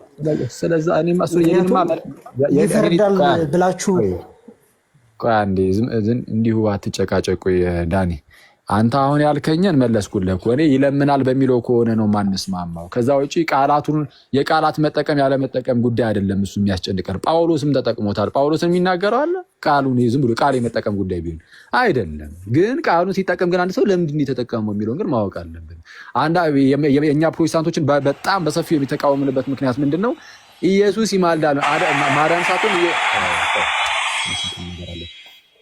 ምንድነው ቅዱሳን ሳይሆኑ ኢየሱስ ነው የሚማልደው አሉ። ኦኬ ቅዱሳን ሳይሆኑ ኢየሱስ ነው የሚማልደው ካሉት እንግዲህ ቅዱሳን የሚማልዱት ጸሎት፣ ልመና ብቻ ነው አለቀ። እያነጻጸሩ እንደዚህ የሚያስቀምጡ ከሆነ እንግዲያውስ የሚለምኑት የሚጸልዩት ቅዱሳን አይደለም የሚጸልዩት የሚለምኑት እያሉ ነው። የሚማሉት እንደሱ አይደለም ሲሉ እንደዛ ካሉ ለክርስቶስ እየሰጡ ያሉት የቅዱሳንን ቦታ ነው ብለን ነው እየተቃወምን ያለው። አይ የቅዱሳንን ቦታ እየሰጠ ነው አይደለም። እንደው ጌታችን በመስቀል ላይ የሰራው ስራ አለ። ያ ስራ ለዘላለም ጸንቶ ይኖራል። በሚያምኑ ሰዎች ሁሉ ላይ ፈንክሽናል እየሆነ ይቀጥላል። ለኃጢአት ማሰሪያ አድርጎ አንድ ጊዜ አቁሞታል፣ ለዘላለም እንዲሆን አድርጎ ምናምን የሚለው የእኛን አስተምሮ ይዞ አንድ ሰው እሱን ለመግለጽ ያህል ነው ቢል ክርክር ውስጥ አንገባም። አሁን በእንደዚህ አይነት ጉዳዮች ላይ አይ እንዲህ ነው እንዲያ ነው ብለን አንከራከርም። አሁን እንደዛ እያለ አንድ ሰው እሷን ለመግለጽ ነው ይማልዳል ያልኩት ቢል መጥቼ እኔ አይማልድም ብዬ ከተናገርኩኝ ምን እያልኩኝ ነው? አሁን አንተ ያልከው ይሄ እንደዚህ በመስቀል ላይ ሰርቶ ምናምን እሱ ስህተት ነው እያልኩኝ ነው? እንደዛ ከሆነ አይቻልም። እንደዛ አንልም፣ እንደዛ ልንል አንችልም። ምናልባት ግን ቃላቱ ላይ ግን እንደው ሰዎች ሊነጋገሩ ይችላሉ። ይሄኛውን ቃል ለዚህኛው፣ ይሄኛው ቃል ለዚህ። በውጭ ዓለምም አለ ባይዚ አሁን እኛ ሀገር የሚማልደው የሚለውን ለቅዱሳን፣ መካከለኛ የሚለውን ለክርስቶስ የሰጠነውን ካቶሊክ ኢንሳይክሎፒዲያ ላይ ምልጃ የሚለውን ለቅዱሳን፣ መካከለኛ የሚለውን ለክርስቶስ ቢሰጥ እና ቃሉ ቢለይ እንደዚህ መልካም ነው፣ ግራን እንዳያወዛግብ ሰዎችን የሚል ለምሳሌ አይቻልም። ካቶሊክ ኢንሳይክሎፒዲያ ላይ የግብፅ ቤተክርስቲያን ፖፕ የነበሩት ፖፕ ሽኖዳ የአቡነ ሽኖዳ ሳልሳዊ መጽሐፍ ኮምፓራቲቭ ቴዎሎጂ ላይ ሁለቱም በምንድን ነው የሚለዩት? የቅዱሳን አማላጅነት እና የክርስቶስ መካከለኛነት ብለው ነው የሚያስቀምጡት። ክርስቶስ ጋር ሲሄዱ መካከለኛነት የሚትለው አንቀል ይጠቀሙና ቅዱሳን ጋር ሲሄዱ አማላጅነት ብሎ ይጠቀማሉ። እኛ ጋር ባይ ዲፎልት እንደዚሁ አሁን ይሄ በዛ ደረጃ ታሰቡበት እንደዛ ይሁን አይሆን አላውቅም፣ ግን ባይ ዲፎልት ግን ራሱ በቃ በኢትዮጵያ ክርስቲያን ውስጥ ያለው ነገር ይሄን ነው የምታየው። በመጽሐፍቱ ውስጥ ምናምን ስታየው እሱን ነው የምናየው። እና ግን ከቃሉ ጋር ግን ያን እንደው ጦርነት ኖሮ ምናምን አይደለም፣ ሀሳቡ ላይ ነው ትልቁ ኮንሰርናችን እና እንደዛ ነው። አመሰግናለሁ። ልናገር አልጨረስኩም። ፕሌስ አቋርጠህ ነው እንዳታቋርጥ ፕሌስ። ራሱ ጥያቄው አልተመለሰም። እኔ እንድትጨርስ ነው ዝም ያልኩት እንጂ ጥያቄውን አልነካው። ካልነካሁት እሺ ይጠይቀኝ እስቲ ያልተመለሰው። ኦኬ ጥያቄው ኢንቱካኔ የሚለው ቃል መማፀን አለው፣ መጠየቅ አለው፣ ማማለድ የሚል ቃል አለው፣ መጸለይ የሚል ቃል አለው። ከዚህ ያለፈ ትርጉም የለውም። አልጨረስኩም። ጥያቄው ሲያልቅ ትገባለህ። አንኳን እያስፈራኝ አይደለም። ግልጽ አድርገው። ግን 10 ሴኮንድ እኮ አላወራሁም። ቀጥል። እሺ 10 ሴኮንድ አላወራሁም። 10 ሴኮንድ። ስለዚህ መማፀን አለው፣ መጠየቅ አለው፣ እንደገና መለመን አለ። ኦኬ መጸለይ፣ ማማለድ፣ እነዚህ አራቱ ቃላቶች ነው ያሉት። ከዛ ውጭ የለውም። የእናንተ ቤተክርስቲያን ግን ኤክስትሪም ወስዳው ማማለድን መፍረድ ብላ ተክተዋለች። በታሪክ አንድ ማኑስክሪፕት እንደዛ የሚል የለም። አንድ ማኑስክሪፕት። ኧረ እባክህን እንደው ይህንን ነገር ባለፈው መለስኩልህ። አንተ አይደክምህም? አልመለስክም። 10 ተጠይቀህ 10 ሲመለስ ላይሰለችህም? ለራስህ እኔ ይሰለቸኛል እውነቱን ለመናገር። ለወደፊትም መልስ እስክትመልሱ ድረስ እቀጥላለሁ ይሄ ነገር፣ ምክንያቱም ቀይራችኋል። ቆይ አንዴ ስማኝ። የግዕዙ ላይ እንደዛ የሚመስል ነገር አለው ከተባለ ግዕዝ ካወቅህ አውጣና እያነበብከው በስነ ስርዓት አብራራ። ካልሆነ ግን ምንድነው ዝም ብሎ እንደዚሁ የማታውቀው ቴክስቹዋል ክሪቲሲዝም ውስጥ አትግባ። ሲጀመር ጥናት ይፈልጋል። ጥናት የሚፈልግ ነገር ውስጥ በድፍረት አሁን እሺ አሁን ክርስቶስ ኢየሱስ ይማልዳል አይማልድም የሚለው በአንድ ጥቅስ ላይ የተመሰረተ አይደለም። ሲጀመር አሁን አንተ ያመጣኸው ሮሜ 8:34 ላይ ከአንድ ጥቅስ በላይ ያመጣልሃለሁ። ከአንድ ጥቅስ በላይ ያመጣልሃለሁ። ደወሬ ኧረ እባክህን እያልኩ ያለሁትን መጀመሪያ ስማኝ። እሺ ይፈርዳል ምናምን ብላችሁ ቀየራችሁ ትላልከው እኮ ነው እንደዛ እያልኩ ያለሁት። ቆይ አንዴ ግዕዙ ላይ እንደዛ ይላል ከተባለ አንተ ግዕዝ አዋቂ ከሆንክ ቴክስቹዋል ክሪቲሲዝም ላይ መስራት የምትችል አይነት ሰው ከሆንክ አውጣና ማሳየት ነው። ሲጀመር ያለ እውቀት አትግባ ከይቅርታ ጋር ማለት እንደዚህ ነገሮች እውቀት ቴክስቹዋል ኮሜንተሪ ላሳየ ይችላል። ቴክስቹዋል ኮሜንተሪ ላሳየ ይችላል። የግዕዝ ነው ግዕዝ በግሪክ ነው የተጻፈው መጽሐፉና ግዕዝም ላይ ቢሆን ይፈርዳል የሚል ነው። ወይ ተዋቀስ በእንቲያና ነው የሚለው። እሺ ምንድነው ምን ማለት ነው መዋቀስ? መዋቀስ ማለት መከራከር ተብሎ ነው የእናንተ አሁን እንትን ይፈታውና እሱን ነው ወደ ኤክስትሪም ወስዳችሁ ይፈርዳል። አንዴ አይደለም ቆይ አንዴ ይተዋቀስ የሚለው አንደኛ የራስ የተሐድሶ መምህራኖች ሳይቀሩ አንድ ውይይት ላይ የምታስታውሱ ከሆነ ሁለቱም ትርጉሙ ይሆናል ይከራከራልም ይፈርዳልም ይሆናል ብለው ሲተረጉም አልሰማም ወይስ አውጥቼ ላሳየ? እንግዲህ ግዕዝ አዋቂ ነን የሚሉት ተሐድሶ መምህራኖች ማለት ነው። አንተ ማታውቀው በግሪኩ ዲስከስ ማውራት ትችላለህ። በግዕዙም እችላለሁ ግን በግሪኩ ማውራት ትችላለህ። አሁን ይሄ የጠየቀኝ 2000 ተሙ ደግሞ የተተረጎሙ የሐዲስ ኪዳኑ በተለይ ሞሮፍ ከግዕዙ ተብሎ ነው የተተረጎመው። ከግዕዙ አንፃር እየታየ ስለተተረጎመ ግዕዙ መታየት አለበት። ግዕዙ ላይ ይፈርዳል የሚላለው ግዕዙ ላይ አንብብልን እስቲ እንደው ተነሽና ወዳቂውንም እንየው እስቲ ሲያነቡ አይሻልም? ግዕዙ ይችላል ስላለ እንደዛ ከሆነ ከቁጥር 33 አንድምታችሁ አለ ከቁጥር 33 ግዕዙን አንብብ። ግዕዙን አንብብ ፒዲኤፉን ዳውንሎድ ማድረግ አለብኝ። ሪዲሜድ ፒዲኤፍ አለ የእንትናችሁ የአውደ ሃይማኖታችሁ የእንድምታችሁ እኔ አወጣልሃለሁ። ተነሽና ወዳቂውን እንግዲህ ስሙ። አሁን ተገቡና ከዛ በኋላ እንትን እንላለን ሪፍሌክት እናደርግበታለን። አነባበብ ላይ ራሱ ዝም ብሎ አይነበብም። እኔ አዶን ሀፍቶ ይኸውልህ መጽሐፉ ላይ ራሱ እኮ ተርጉሞታል። እችላለሁ አትበላ እችላለሁ አላልኩም። እኔ በእንግሊዝኛ የተጻፈ ግሪክ እችላለሁ ነው። ኢንተርናሽናሊ አክሰፕተብል የሆኑ ማኑስክሪፕቶች የማይደግፉት ነገር ነው የምታምኑት እናንተ። አረ ወዳጄ እባክህን አሁን እያወራህ ያለው ቴክስቹዋል ጉዳይ ላይ ነው። ቴክስት ላይ ደግሞ በአንድም በሌላም ምክንያት እነዚህ አሁን ዳውተር ትራንስሌሽን የሚባል ነገር አለ። አሁን እነዚህ የተለያዩ የቅዱሳት መጽሐፍት ተተርጓሚዎች ሲተረጎሙ ነሰሰርሊ ከግሪክ ብቻ አይተረጎምም። ለምሳሌ ከግሪክ የተተረጎመ ለምሳሌ ላቲን ቢኖር ከላቲኑ ደግሞ ድጋሜ ሊተረጎም ይችላል። የትርጉም ስራ ሊሰራ ይችላል። ከግሪክ የተተረጎሙ ሌሎች ነገሮች ቢኖሩ ከነሱ ደግሞ ግዕዙ ይተረጎማል። ከግዕዙ ደግሞ አማርኛ እያለ ደግሞ ሊተረጎም እሱን አውቃለሁ። ግን ችግሩ እንደናንተ የተረጎመ አንድ ቸርች በስንት አንድ ቸርች ወይም አንድ አባት ኧረ እባክህን እንደው በጌታ በኢየሱስ እንዲሁ ነው የምትገነፍለው። አንተ እኮ ነው እያወራህ ያለው፣ እኔ እኮ እያወራሁ አይደለም። አንተ ብቻ ተረጋጋ። እንደዛም ሆኖ ጥያቄ እኔ ዝም ብዬ እያዳመጥኩ ነው። የመለስኩልህን ግን ይገባሃል ወይስ ሳይገባህ ነው እንዲሁ ዝም ብለህ የተቃወምክ ያለኸው? እየመለስኩልህ ያለው አንብቤ ስኮላርሊ ኮንሰንሰስ ያለው ነገር ነው ያመጣሁልህ። ምንድን ነው ያመጣኸው? ግዕዝ ላይ እኮ ነው እያወራን ያለ ነው። ግዕዝ ላይ ምን አመጣ? ግዕዙ ወይ ተዋቀስ ላውራበት። አሁን እኮ እንዳወራ እያፈቀድክ አይደለም። ግዕዝ ላይ ስኮላርሊ የሆነ ነገር አምጥተሃል ወይ ነው? በግሪኩ ስኮላርሊ ኮንሰንሰስ አለ። ምንም አይነት ቴክስቹዋል ቫሪዬሽን የለም። እሱን ባለፈው አሳየው እኮ እንዳለ አለኝ ሁሉም ቴክስቶች አሉኝ ብለህ አውጣ ስትባል ማውጣት አቅቶ የሆነ ዌብሳይት ከፍተህ እንደዚህ ብሏል የሆነ ሰው ይብለን ያለ ዌብሳይት አይደለም ማቴሪያል ነው ያወጣው። ማቴሪያል ነው። እኔ ሳወራ አንዳንዴ ትላለህና ኧረ እባክህ ልጨርስ። ዝም ብለህ መሀል ላይ ገብተህ እያወራህ እኔ ሳወራ አንዳንዴ ትላለህ ብለህ ትከሰኛለህ። አንዳንዴ ትላለህና እኔ አሁን ለአንድ ደቂቃ በተከታታይ ለአንድ ደቂቃ አላወራሁም። አትከራከሪኝ። በቃ ተው፣ በእናትህ ተወኝ። በቃ እዛ ሂድና ወይ ከሌላ ሰዎች ጋር አውራ። አንተ ሲጀመር እኔ በጣም ብዙ ቀን እድል ሰጥቻለሁ። አትሻሻልም ወይ? ዝም ብለህ ስማና ተማርና ከዛ በኋላ የሚጠቅምህን ያዝ፣ የማይጠቅምህን ተው። ከፈለግ አንተን ተማር ብለህ ትስማማለህ? የሚያስተምር ነገር ካለ አሁን ሕክምና ላይ ብታስተምር እማራለሁ። ቴዎሎጂ ላይ ደግሞ አንተ ተማር። አንዴ አሁን ስማኝ። ምንድነው እያልኩ ያለሁት? ክርስቶስ ይማልዳል የሚለውን ይፈርዳል ብላችሁ ቀይራችኋል ላልከው በአስተምህሩ ደረጃ እንደዚህ መቀየር ነው የሚባል ነገር የለም። አሁን እያወራህ ያለው አንተ ስለ አስተምህሩ አይደለም። የተነሳህበት ነገር ገና ከጀመሩ አስተምህሯችሁ ወጥ ነው አይስ አይደለም ብለህ ስለ ክርስቶስ ምልጃ አወራ። ክርስቶስ ይማልዳል አይማልድም የሚለው ጉዳይ ላይ እኛ የቃላት ጉዳይ አይደለም። አስተምህሯቸው አንድ ሰው ይማልዳል የሚለው ቃል ተጠቅሞ ከኛ ጋር ተመሳሳይ ነገር ካለ የሚያከራክረን ነገር የለም። መቃለቅ አስተምህሩ ላይ ጨረስን። ስለዚህ የአስተምህሩ ጉዳይ አልቆ ቴክስት ላይ ነው አሁን እየጠየቀኝ ያለው። ስለ አስተምህሩ አይደለም ቴክስት ላይ ስላለ ነገር። እቺ ቴክስቷ እኮ ተቀይራለች አይነት ነገር ነው እያልከኝ ያለው። ስለዚህ ስናስተምር ክርስቶስ ያማልዳል አይደለም እያልከኝ ያለው። ዘጋ ዝጋ ማታ ተገባና ቆይ አንዴ ስትባል በደቂቃ ሰጣችኋለሁ። ቆይ አራስስ በእናትህ በዛ ደረጃ እድል አላ ሲጀምር ሰጥቼው ማወራ አይነት ሰው አይደለሁም። በጌታ ስም ብዙ ጊዜ አይቼዋለሁ። ሌላ ሰው ግን ካለ ግን እንዲያወራ ግን እድል ሰጣለሁ። ሌላ ሰው ካለ ማለት ሌላ ክርስቲያን ገብቶ ስለዚህ በቃ ከኔ ጋር ማውራት የማይፈልግ ከሆነ እኔ ወድጄ ያለው ሰላም ሁንሽ። በቃ እኔ ጋር ማውራት ፈልግ ማለት አው ያ በጣም አመሰግናለሁ። በዛ ደረጃ ያስፈልግ። ቻው ሰላም ሁን። ኦኬ ከአንተ ጋር ማውራት አይገባኝም። ሰላም ሁን። ቴንክ ዩ። እሺ ይቅርታ እንግዲህ ካሳዘንኩ አዝናለሁ። ግን ያው ሁሌም ተመሳሳይ ነገር ስለሆነ ነው እና እያልኩ ያሉት ምንድነው አስተምህሮ ላይ አለቀ። ክርስቶስ ይማልዳል አይማልድም ከሚለው ጋር በተያያዘ የቃላት ጉዳይ አይደለም። የሚያሳስበን የሚያስጨንቀን ትልቁ ነገር ሰዎች ክርስቶስ ይማልዳል ሲሉ እንደ ቅዱሳን እያደረጉት ከሆነ እንቃወማለን። በጣም በቃ በደንብ ወገባችንን ታጥቀን ነው የምንቃወመው። እንደ የቅዱሳን ተርታ አሰልፈውት ከሆነ ማለት ነው። ለምንድነው እንደዚህ ብለን እንድንናገራቸው የሚያደርገን?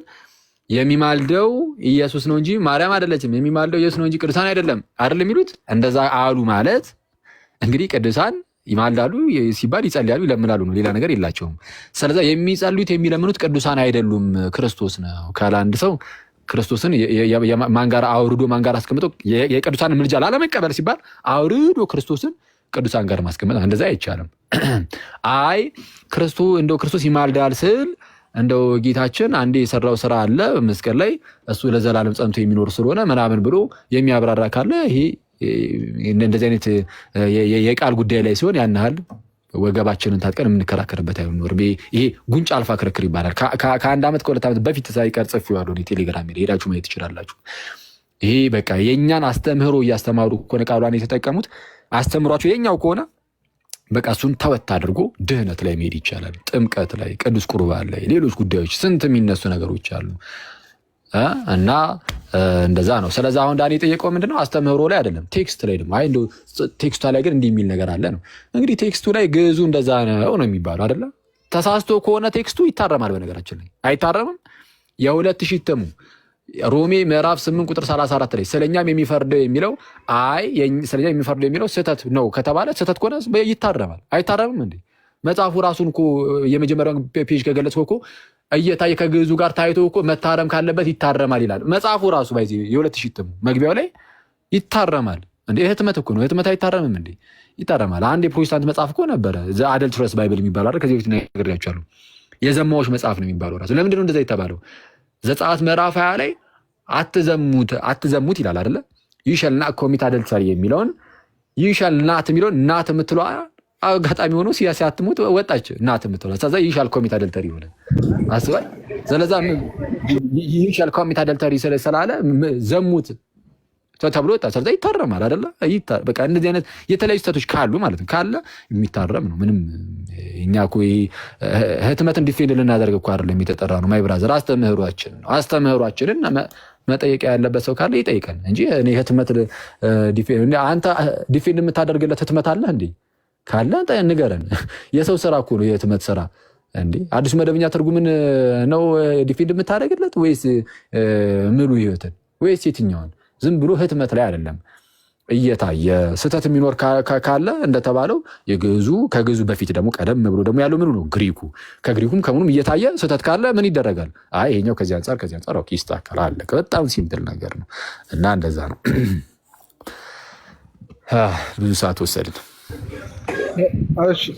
ኦኬ ቴንክ ዩ። ምናልባት ከመዝጋታችን በፊት ቶሎ እድል የምንሰጣችሁ ሰዎች ካላችሁ ገስት ላይ ጥያቄ ያለው ሰው መቀበል እንችላለን። እሺ ጥያቄ ያለው ሰው ካለ ልቀበል። እሺ አፍጥሩት። ደሜ ሸልፌክስ። እሺ ሰላም ለእናንተ ይሁን። ሁላችሁንም ሰላም ብያለሁ። እዚህ ያላችሁ ከላይም ከስርም ያላችሁ ሰዎች ሰላም ብያለሁ። እኔ አኬ የምጠይቅ ጥያቄ ማለት ነው በኢትዮጵያ ኦርቶዶክስ ተዋሕዶ ቤተክርስቲያን ማለት ነው አንድ ጊዜ የሆነ የኢየሱስ ክርስቶስን ምልጃ ትቀበላለች አትቀበልም? አንድ ጊዜ ፈጽሟል አልፈጸመም? ይሄን ምልጃ ክርስቶስ በምድር ላይ ያለ ምልጃ ፈጽሟል የሚለውን እንቀበላለን። ቴንክ ዩ። ያ ምልጃ ያኛው አሁን በአንድ ጊዜ የዛሬ 2020 ዓመት የተፈጸመው አንድ ጊዜ የተፈጸመው ምልጃ ምድር ላይ ያለ የተደረገው ምልጃ አሁን ላይ በጨለማ ላሉት ለመዳን ይሆንላችኋል አይሆንላችሁም? ይሆንላችኋል። ለምን አይሆንላችሁም? መስዋዕቱ ጨርሻለሁ። ያቀረበው ምርጫ ያቀረበው መስዋዕት እስካሁን ድረስ የሚሰራ ግን አሁንም ድረስ ግን እየማለደ ይኖራል። አሁን ድረስ መስዋዕት እያቀረበ ይኖራል። አንልም ነው እንጂ ይኸው ያለው ነገር ምንድነው? በወንጌላውያን አማኞች ዘንድ ማለት ከሆነ አሁንም የቃላት አያስፈልግም። የቃላት ልዩነት ከሆነ ጭቅጭቅ አያስፈልግም። ቴንኪው። አሁን ለምሳሌ የክርስቶስ ኢየሱስ ምርጫ ለማዳን የሚሆን አንድ ጊዜ በመስቀል ላይ የተፈጸመ ምርጫ ነው አይደል? አንድ ጊዜ በምድር ላይ ሆኖ ማለት ነው። ያንን በመስቀል ላይ የፈጸመው ምርጫ እየተመላለሰ አይፈጽመውም። አንድ ጊዜ የተፈጸመው ምርጫ ለዘላለም ሰዎችን ያድናል። ይህንን ነው የምታምኑት? አሁንም ላይ እየማለደ ይኖራል። ነገር እምነት ከሌላችሁ አሁን ይማልዳል አይደለም። አንድ ይፈጽመዋል ነው እኛ የምንለው። ክርስቶስ በምድር ላይ ያለ ወደ አባቱ ምልጃን አቅርቧል፣ ጸሎትና ምልጃን አቅርቧል። ሊቀ ካህናት እንደመሆኑ ዮሐንስ ወንጌል ምዕራፍ 17 ላይ ያቀረበው ምልጃ አለ፣ ጸሎት አለ። በመስቀል ላይ ሰው ሁላችን ቤዛው፣ በመስቀል ላይ ደግሞ ሰው ሁላችን ምትክ ሆኖ ራሱን አሳልፎ ሰጠ። ስለዚህ የክርስቶስ ምልጃው ዝም ብሎ ምልጃ ሳይሆን ከደም ጋር ይሆን ይችላል። ፓወርፉል የሆነ ምልጃን አቅርቦልናል ስለ ሁላችን። ይሄ ምንም መጽሐፍ ቅዱሳችን ላይ በግልጽ ነገር ተነግሯል። ልክ እንደ ቅዱሳን ያለ ምልጃ ግን አይደለም። ይለያል። የእሱ ከደም ጋር የሆነ ነው፣ የቤዛነቱ አካል ነው። እርሱ አንድ ላይ ሆኖ እስካለ ፍጻሜ ይሰራል። በጣም ብልጫ ያለው ያዥልኝ እዚህ ጋር ያዝልኝና የድንግል ማርያም ያዝልኝና የድንግል ማርያም ምልጃና የኢየሱስ ክርስቶስ በምድር ላይ ያደረገው ምልጃ አንድ አይነት ምልጃ ነው አይደለም? በፍጹም። የእመቤታችንና አንድ ሚዩት እያደረከው እሺ፣ ቴንኪው። ጌታችን አምላክም ሰው መሆኑ ነው ይህንን ነገር የሚያቀርበው። ስለዚህ አምላክ በስጋ ተገልጦ ማለት ነው። የእመቤታችን ሰው ብቻ ናት። ሰው ብቻ ስለሆነች ምን ትጠብቃለች? ምላሽንም እየጠበቀች ነው የምታደርገው። ምንም ነገር ስታደርግ እመቤታችንም ሆነ የትኛውም ቅዱሳን ጸሎትን ጸልየው ለምነው ምልጃን አቅርበው ምላሽን ከጌታ ይጠብቃሉ፣ ከእግዚአብሔር ይጠብቃሉ። ጌታችን ኢየሱስ ግን አምላክ ነውና ጸልዮ ምላሽ መጠበቅ ምናምን የሚባል ነገር የለም። አዎ ጸልዩአል፣ ሰው ነውና ማልዷል፣ ጸልዩአል። ኦኬ፣ ግን ምላሽን ደግሞ የሚጠብቅ አይደለም። ለምን? ሰው ሆኖ ጸልየ ስንል ራሱ ሰው ሆኖ የጸለየው ግን ከአብ ጋር አንድ ሆኖ ደግሞ አምላክም ጭምር ነው። ስለዚህ ሰው ብቻ አይደለም። የእመቤታችን ግን ፍጹም ይለያል። የእመቤታችንና የቅዱሳን ጸልየው በቃ እግዚአብሔር ከፈቀደና የእግዚአብሔር ፈቃዱ ከሆነ ተፈጻሚነት ይኖረዋል። ስለዚህ ምላሽ ከእግዚአብሔር ይጠበቃል ማለት ነው። ራሳቸው እዛው ምላሽ አይደሉም። ምላሹ ጌታችን ጋር ሲሆን ግን አብ የሚያደርገውን ሁሉ ራሱ ወልድ ማድረግ ስለሚችል ራሱ ምላሽ ፈጻሚ መሆን ይችላል ነው በእኛ ህይወት ላይ። ቴንኪው። እሺ፣ አሁን ለምሳሌ ያክል ድንግል ማርያም አሁን በስጋ ህይወት ሕያዋን አይደለችም አይደለም ጥያቄው። ሕያዋን ነች ድንግል ማርያም፣ ሕያዋን ነች። በስጋ ህይወት የለችም። አሁን ላይ ድንግል ማርያም ታማልዳለች ብለን ወይም ደግሞ ትለምናለች ብለን የምንለው በሰማይ ልመና አለ ብለን ነው የምታስበው ወይስ ምስጋና ብቻ አለ ብለን ነው የምታስበው? በሰማይ አሁን ላይ ምስጋና ብቻ አይደለም ያለው። አሁን ገና ስላልተፈጸመ ልመናም ይኖራል። ለምሳሌ ዮሐንስ ተመልክቷል። ለምሳሌ ራእይ ከመሰው በታች ያሉ የቅዱሳንን ነፍሳት አይቶ እነዚያ የቅዱሳን ነፍሳት ምስጋና ብቻ አይደለም፣ ለምንድን ነው መቼ ነው የማትበቀለው ብሎ ጭራሽ እንደውም ጸሎት ሆኖ ግን ጸሎቱ ግን አጂን ሲሆን በጣም ይረብሻል። ኦኬ ሶሪ እሺ እና እሺ አሁን ይሰማል። ግን ሸልፌክስ ትሰማለህ። ደሜ ይጨርስና ሸልፌክስ አንተ ትቀጥላለህ። ደሜ ይጨርስና እሺ ምንድነው? አዎ በሰማይ የቅዱሳንን ነፍሳት አይቶ እነዚያ የቅዱሳን ነፍሳት ደግሞ እስከ መች ምንድነው አትበቀልም ብለው ሲጠይቁ አየን። እስከ መች ነው ማትበቀለው ብለው ጠየቁ ማለት ምስጋና አይደለም። በቃ እስከ መች አትበቀል፣ ይሄ ጸሎት ነው። ግን ምን አይነት ጸሎት ከተባለ አጌንስት የሆነ ጸሎት ማለት ኢን ፌቨር ኦፍ አስ የሚጸለይ ጸሎት አለ። አጌንስት ደግሞ ሰማን የሚጸለይ ጸሎት ሊኖር ይችላል። በሆነ ሰው ላይ የምትጸልየው እነሱም እኮ ቅጣት ይገባቸዋል አይነት ነገር ማለት ነው። ስለ እነሱ ደግሞ ተብሎ ደግሞ የሚጸልይ ይኖራል። አጊንስ ሲሆን ብቻ ነው የሚጸልየው የሚባል ነገር የለም። እንደዚህ ሊግሩ ያስተማረ ሰውም የለም። በፕሮቴስታንትም ቢሆን በሰማይ አሁን ይጸልያሉ ተብሎ የጻፉባቸው ክፍሎች አሉ፣ ሉትራኖች ሳይቀሩ ማለት ነው። እንግዲህ አፖሎጂ ኦፍ አውግስበርግ ኮንፌሽን ላይ የመላእክትን በግልጽ ይናገሩና ከመጽሐፍ ቅዱስም ለመጥቀስ ይሞክራሉ። የቅዱሳን ላይ ግን ኤክስፕሊሲትሊ ባይነገርም በመጽሐፍ ግን ምንም ሎጂካልም ስለሆነ ማለት ነው በሰማይ ላይ ኢንጀነራል ለቤተክርስቲያን አዎ ይጸልያሉ ይላል። ስለዚህ አዎ ይጸልያሉ። ኦፍኮርስ ምስጋና ብቻ አይደለም፣ ጸሎት ልመና አለ። ገና ነው ፍጻሜ አላለ። ፍጻሜው ሲደርስ ግን ያኔ እንዳልከው እንደ መላእክት በምስጋና ብቻ የምንኖርበት ጊዜ ግን ይመጣል። አንድ ምንድን ነው ሌላ እንትኑ ድንግል ማርያም ጋር አሁን ወደ ድንግል ማርያም አሁን ለምሳሌ ድንግል ማርያም ከሰማይ ሆና ለሕዝቧ ልክ እንደ ዘካርያስ ምዕራፍ 1 ላይ ትንቢተ ዘካርያስ ምዕራፍ 1 ላይ መልአኩ እግዚአብሔር አላዘዘውም ስለ እነዚህ እስከ መቼ አትፈርድላቸውም ብሎ እንዲጠይቀው እግዚአብሔር አላዘዘውም። ሰዋት ልክ እንደዛ አይነት ነገር በሰማይ ሆና ከእግዚአብሔር ጋር ፌሎሺፕ ሊኖራት ይችላል። በሰማይ ሆነ ሊኖራት ይችላል።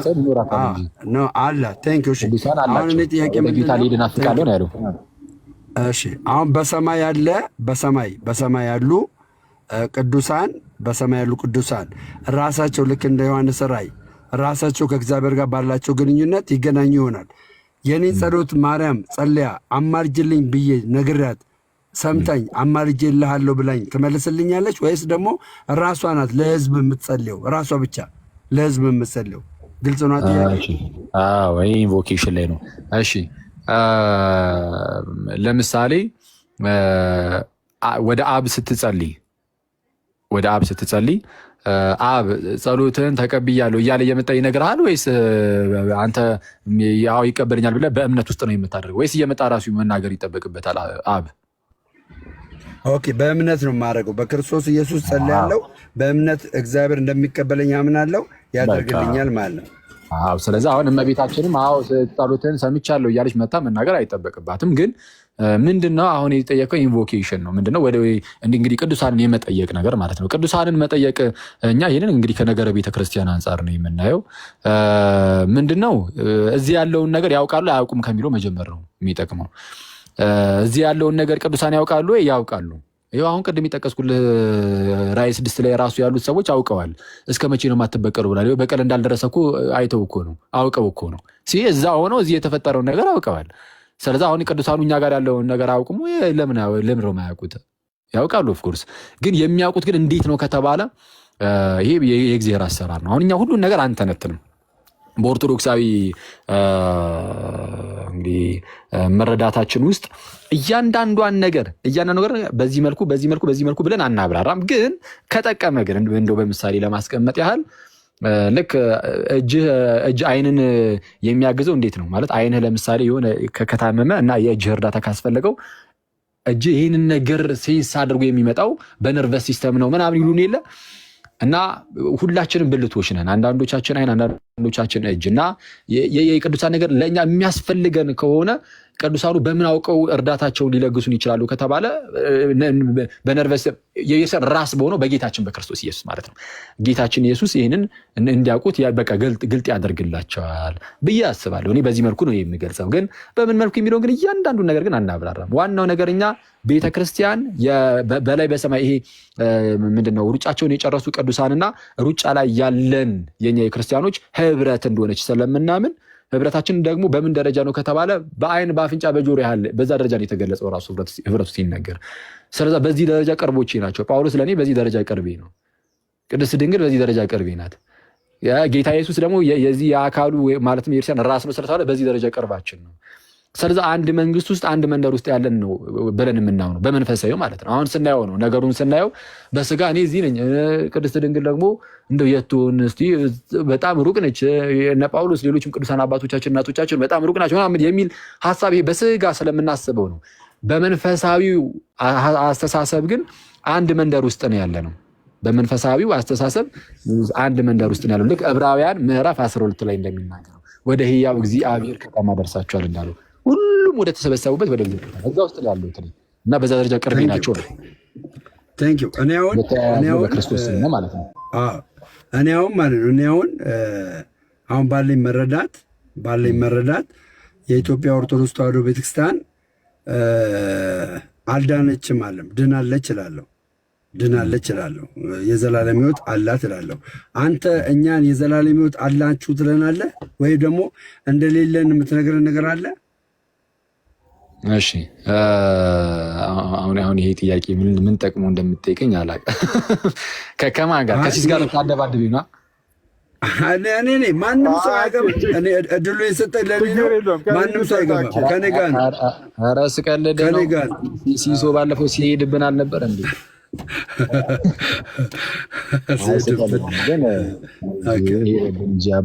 አይ እኔ አሁን የፕሮቴስታንቶችን አሁን በየግለሰብ ደረጃ አሁን ለምሳሌ አንተ እንደሚል ወይም ሲሶን ምናምን እዚህ ጋር ሌላ ማን አለ? ለምሳሌ ዜድ አለ። በቃ እናንተ ሲኦል ነው የምትገቡት አለቀ ምናምን እንደዛ አይደለም። እኔ ይሄ ፍርዱ የእግዚአብሔር ነው። ግን ከቤተ ክርስቲያን ውጭ ግን ድህነት ያለው ቤተክርስቲያን ውስጥ ብቻ እንደሆነ ነው የማምነው። ግን ከቤተ ክርስቲያን ውጭ እግዚአብሔር ለምሳሌ እናንተን ካዳነ እሰይ ደስ ነው የሚለኝ። ይሄ እኔ ጉዳይ ስለማይሆን ማለት ነው። ድህነት ያለው ቤተክርስቲያን ውስጥ ነው።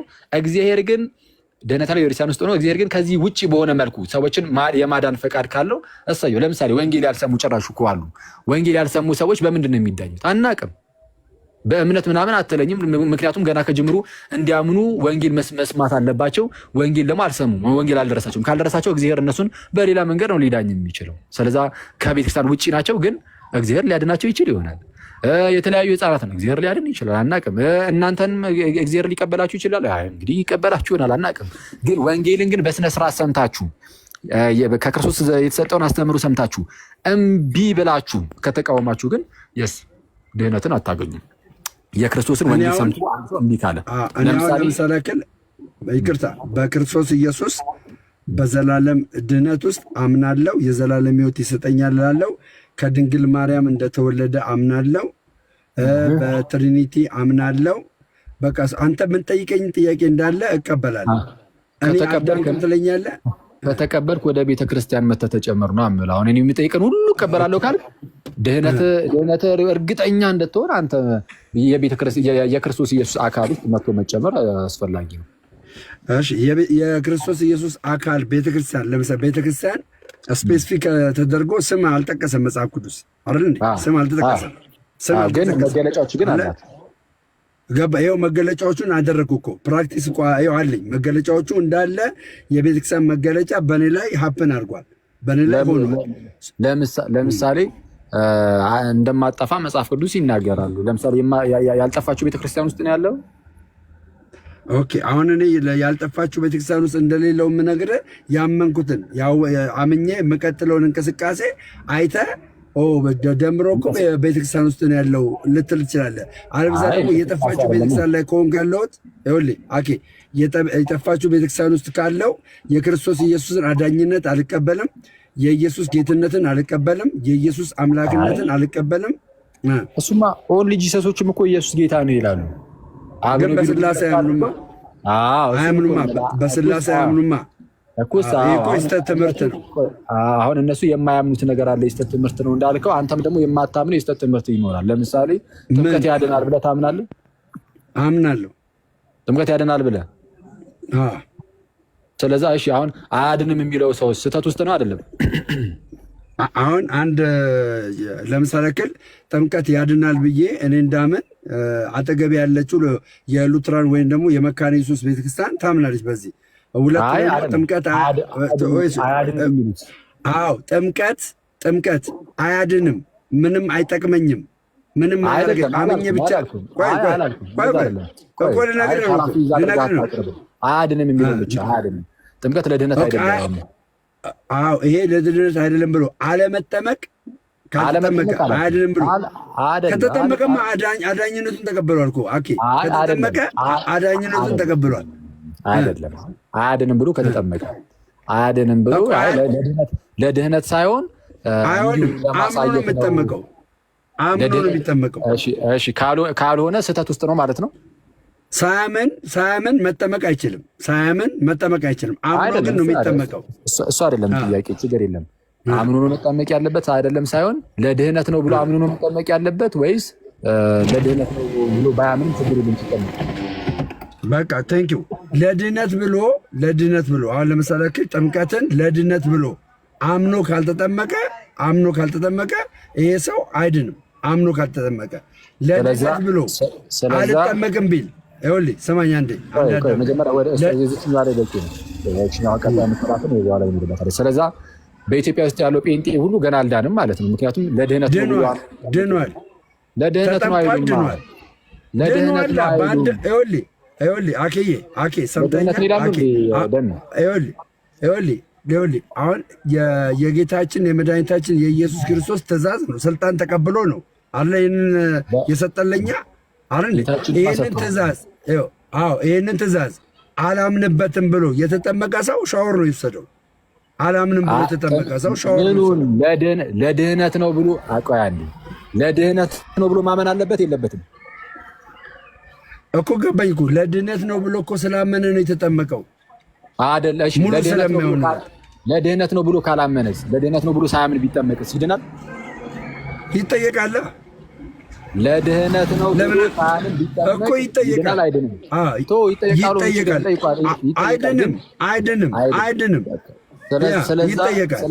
ስለዛ ኢትዮጵያ ውስጥ ያለ ጴንጤ ለድህነት ነው ብሎ አምኖ የሚጠመቅ እኔ ሲጀምር ሚዲያ ላይ ሲየው ጥምቀት ለድህነት ነው አይደለም ብለን ከስንት ፕሮቴስታንት ጋር ተከራክረን ይሄን ሁሉ ዘመን ስንከራክር አሁን አንዴ ሚዲያ ላይ እኮ አሁን እኮ ነው ጥምቀት አሁን እኮ በቃ ኧረ እንደው ይሄ ነገር ያድናል መባል የጀመረው እኮ በጣም በእኛ ኢንፍሉዌንስ እኮ ነው። ከይቅርታ ጋር ማለት ነው። በቃ ቴንኪው። እኔ አሁን የምልህ ምንድን ነው እኔ ማነው መካነ ኢየሱስና ሉትራንን በጥምቀት ያድናል በስጋው ደሙ ያድናሉ ብለው የሚያምኑትን ተቀብዬ ኦርቶዶክስን የማልቀበልበትና የምከራከርበት ነገር አይታየኝም። ስለዚህ ጥምቀትን ለድነት እቀበላለሁ። አለበዛ መካነ ኢየሱስና ሉትራንን ሪጀክት ማድረግ አለብኝ። በአንድም በሌላም ቢሆን በአመለካከትም ይለያል። ከኦርቶዶክስ የሚባል አማርኛ አይሰራም እኔ ጋር። ለምን ደግሞ አይሰራው? በቃ ወንጌል አማኝ ተብሎ እስከታቀፉ ድረስ በጥምቀትና በጌታ ስጋና ደም እስካመኑ ድረስ አማናዬ ነው ብለው እስካመኑ ድረስ እንደገናም ደግሞ ሉትራኖች በሞቱ ሰዎች ምልጃ እንደሚቀበሉ ባለፈው ናቲ ሲናገር ሰምቻለሁ። እና እንደዚህ እስከሆኑ ድረስ እነሱን ሪጀክት ሳላደርግ እነሱን ሳልነቅፍ ሳልቃወም ኦርቶዶክስን የምቃወምበት ነገር አይኖረኝም። አማር በሚባሉ ትምህርቶች ከኦርቶዶክስ ጋር ተቀራራቢነት አለ። አይ የለም የሚለኝ ሰው ካለ ኢሶኬ ይኸው እኔ ላናገረው ፈቃደኛ ነኝ። ስለዚህ ይህንን የተቀበለ ጴንጤ አልዳንም ብለህ ጀጅ ልታደርግ አይችልም። አሁን አንተ ጴንጤ አይደለም ይሄንን የሚቀበሉ ሉተራን ናቸው ሲጀመር። አሁን አንተ ያልከውን የሚቀበሉ ጴንጤ ሳይሆኑ ሉተራኖች ናቸው። ሉተራን እኮ ጴንጤዎች እኮ አይደለም። ሉተራን እኮ ተቀብያለሁ። ህብረት አለን እኮ ህብረት አለን። ከሉተራን ጋር ህብረት የለም። አሁን የሉተራንን አውጥቼ ባሳየ ኮንፌሽናል ሉተራኖች ህብረት አያደርጉም ከጴንጤዎች ጋር። ኮንፌሽናል ሉተራኖች ህብረት የሚያደርጉት ከማን ጋር ነው? ሁለቱ ምስጢራት ላይ ቅዱስ ቁርባንና ጥምቀት ላይ ተመሳሳይ አቋም ያላቸው ሰዎች ማነው ቤተ እምነቶች ጋር ምናምን ከነሱ ጋር ነው ህብረት ካደረጉ እናደርጋለን እኮ። እነሱን ተቀበልን እኮ መካነ ኢየሱስን ተቀበልን። አሁን መካነ ኢየሱስን ተቀበልን። አንዴ እሺ ልጨርሰልህ። እሺ እኮ አሁን ሉትራንና መካነ ኢየሱስ አሁን መካነ ኢየሱስ ከሉትራን ነው የምትቀደው የሚባል ነገር ስላለ ከዛ አንጻር ነው። ጴንጤ ግን በቃ ጴንጤ እንደ ጴንጤነቱ ጥምቀትም ለድህነት ነው ብሎ አያምንም። ቅዱስ ቁርባንም እውነተኛ የራሱ የጌታ ስጋና ደም ነው ብሎ አያምንም።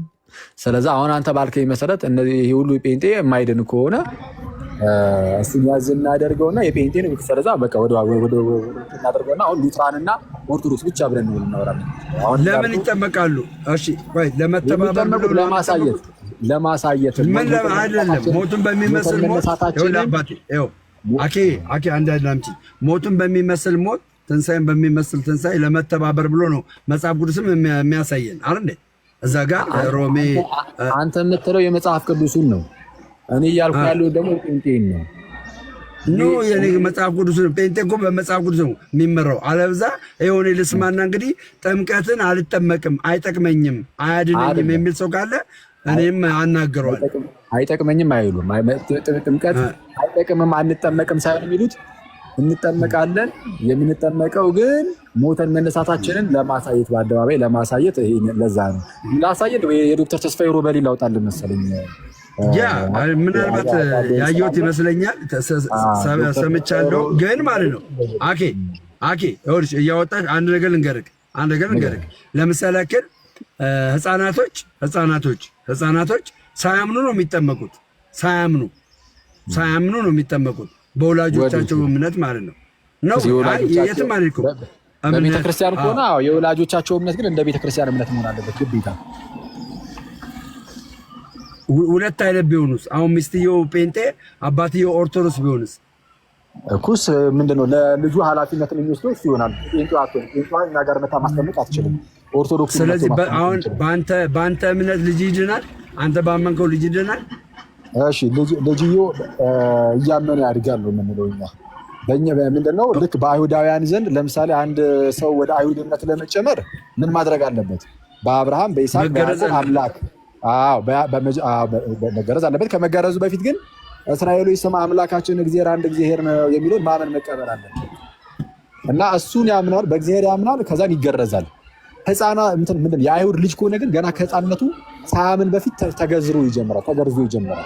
የአይሁድ ልጅ ከሆነ ብቻ የአይሁድ ልጅ ከሆነ ተገርዞ ይጀምርና እስራኤሎች ስማ አምላካችን እግዚአብሔር አንድ እግዚአብሔር የሚለውን እያመን ይላል። በሐዲስ ኪዳን ስትመጣም በእግዚአብሔር ቤተክርስቲያን በእግዚአብሔር ህዝብ ውስጥ የእግዚአብሔር ህዝብ ቤተክርስቲያናት እኛ ነን። በእግዚአብሔር ህዝብ ውስጥ የተወለደ ልጅ ተጠምቆ ጀምሮ ልክ ተገርዞ እንደመጀመር ማለት ነው። ጥንት ላይ ተጠምቆ ይጀምርና ከዛ በኋላ በእምነት ውስጥ ያድጋል።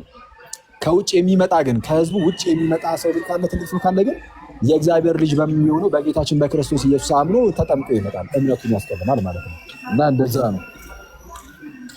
ኦኬ አሁን ምንድነው ይሄ ልጅ እንግዲህ በመገረዙ ነው ኪዳን ውስጥ የሚገባው ነው የምትለኝ አንተ? ሳያምን ኪዳን ውስጥ ይገባና በእምነት ያድጋል። ስለዚህ ለኃጢአት የሚሆን ጥምቀትን ግን አልተጠመቀም ማለት ነው።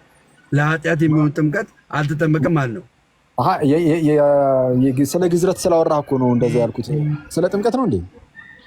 ገባኝ። ስለ ጥምቀት ነው አማሩ። ግርዘትን ከጥምቀት ጋር አገናኝተሃል እንዴ? ህፃኑ በአይሁድ ዘመን ስለሚገረዝ ያልከኝ አንድ አረግ እኮ ሳው እንደዛ ያነጻጽራል መጽሐፍ ቅዱስ ግዝረትና ጥምቀትን። በረግጥ ቆላሲስ ምዕራፍ 2 ላይም አለ። አሁን በእኛ የመጀመሪያ የሚጠመቀው ለምንድን ነው የሚጠመቀው? ኃጢአት አለበት ወይ? ህፃኑ ልጅ እንግዲህ ህፃኑ ልጅ ኃጢአት የለበትም። ግን ማንም ሰው ሲወለድ አዳማዊ ነው። ማለትም የወደቀውን ስጋ ይዞ የሚወለድ የትኛውም ሰው ሲወለድ አዳማዊ ነው። ስለዛ ከአዳማዊነት ወደ ክርስቶሳዊነት መምጣት አለበት። ስለዛ ሲጠመቅ ክርስቶስን ስለሚለብሰው የተጠመቃችሁ ሁሉ ክርስቶስን ለብሳችሁታል ይላልና ክርስቶስን ይለብስበታል ነው ህፃኑ ልጅ። ስለዛ የእግዚአብሔርን ጸጋ ተቀብሎ በጸጋ ውስጥ ያድጋል። የእግዚአብሔር መንፈስ ለህፃናት አይሆንም አይባልም። የእግዚአብሔር መንፈስ የተገለጠው ጸጋ ለህፃናት ለሁሉም እና ከአይሁዳን አንጻር እንደዚህ ተደርጎ ይባራል እና እንደዛ ነው የሚያብራሩት የፕሮቴስታንት መጀመሪያ። አሁን እኔ የመጨረሻ የምነግርህ ምንድን ነው የመጨረሻ እኔ የህፃናትን ጥምቀት ያመጣሁልህ ምንድን ነው? ህፃናቶች ሳያምኑ ነው የተጠመቁት። ሳያምኑ ተጠምቀው በቤተሰብ አድገው በእምነት ማለት እምነታቸውን አስጠብቀው ከዛ የዘላለምን ህይወት ያገኛሉ። ሳያምኑ ተጠምቀው ማለት ነው። በወላጆቻቸው እምነት ነው የተጠመቁት። ፕሮቴስታንት እምነት ጋም ይህን ያክል አሁን አንተ ዲፌንድ ማድረግ የምትችለው ኖ ሳያምኑ ነው የሚጠመቁት። ይጠመቃሉ። አሁን የተጠመቁትን እኔ አሁን ምንድነው የማልቀበለው? ጥምቀት አልጠመቅም አያድነኝም ብሎ የመጠመቅ ኦፖርቹኒቲ ያለው አልጠመቅም ቢል ይሄ ሰው አልዳንም እላለሁ። ነገር ግን ጥምቀትን በአንድም በሌላ ሁኔታ ይሄ ሰው ከተጠመቀ ድነቱን አምኖ ነው የተጠመቀው። ከክርስቶስ ጋር መተባበርን አምኖ ነው የተጠመቀው። አንድ ሰው ከክርስቶስ ጋር ለመዳን ብሎ ነው የሚጠመቀው። መተባበሩ እኮ ድኛሉ ብሎ እኮ ነው የሚተባበረው። ያልዳነ ሰው ይተባበራል። ኦኬ። ስለዛ ከጥምቀቱ በፊት ነው ማለት ነው ድኛለሁ የሚለው አንተ ከመጠመቁ በፊት አንተ ቆይ። ስለዚህ ሁለት ነገር ነው የሚሆንብህ። አንተ ሰው አንተ የሚዳነው ከጥምቀት በፊት ነው እንዴ? እኔ አሁን አመንኩ አይደል እንዴ? ሳልጠመቅ አመንኩ። መጀመሪያ እምነት ነው የሚቀርመው አይደል? ከጥምቀት አራኬ እምነት ነው የሚቀርመው። ኦኬ አመንኩኝ። ድኛለሁ። አልዳንኩም። አልዳንኩም። ገና ነው መጠመቅ አለብህ። እሺ ለመጠመቅ ኦፖርቹኒቲ ያለኝ መሀል ላይ ሞትኩኝ። መጽሐፋዊ እናድርገው። መጽሐፋዊ አድርገው። መጽሐፋዊ አድርገው። ችግር የለውም። እሺ ጳውሎስ መቼ ነው በክርስቶስ ኢየሱስ ያመነው? ልክ ጳውሎስ ያመነው እንግዲህ የጌታን ትእዛዝ ተቀብሎ ምን ላደርግልህ ያለ ጊዜ ነው ያመነው። ከዛ በኋላ ሄደ በደማስቆ ማለት ሄደ ሐናንያ አግኝ። እነሱ የሚሉን ደግሞ ስማ፣ የሚነግሩን ስማ አለው። ወደ ሐናንያ ሄደ። እንግዲህ ተመልከቱ፣ ኢየሱስን አግኝቶ በቃ በክርስቶስ አምኗል አልከኝ። በደማስቆ ምድር ስላመነ በቃ አሁን በአንተ በቃ አሁን ድኗል፣ በቃ አለቀ። ጳውሎስ ግን ሐናንያ ጋር ሄዱ። ሐናንያ እንዲጠመቅ ሲያዘው ጳውሎስ ምንድን ነው ያለው? ተነስ፣ ስሙን እየጠራ ተጠመቅ፣ ከኃጢአትም ታጠብ ተባለ። አሁንም በኃጢአት ውስጥ ነው ያለው እያለው ነው። ስለዚህ አልዳንም። በክርስቶስ ቢያምንም ማለት ነው። በክርስቶስ ማመን ብቻ አይደለም መጠመቅ ያስፈልጋል። አክዬ ኃጢአት የሚታጠበው በደም ነው በውሃ ነው? አይ ጥምቀት ያድናል ልትሉ ታዲያ ምንድን ነው ደም እኮ ለዛ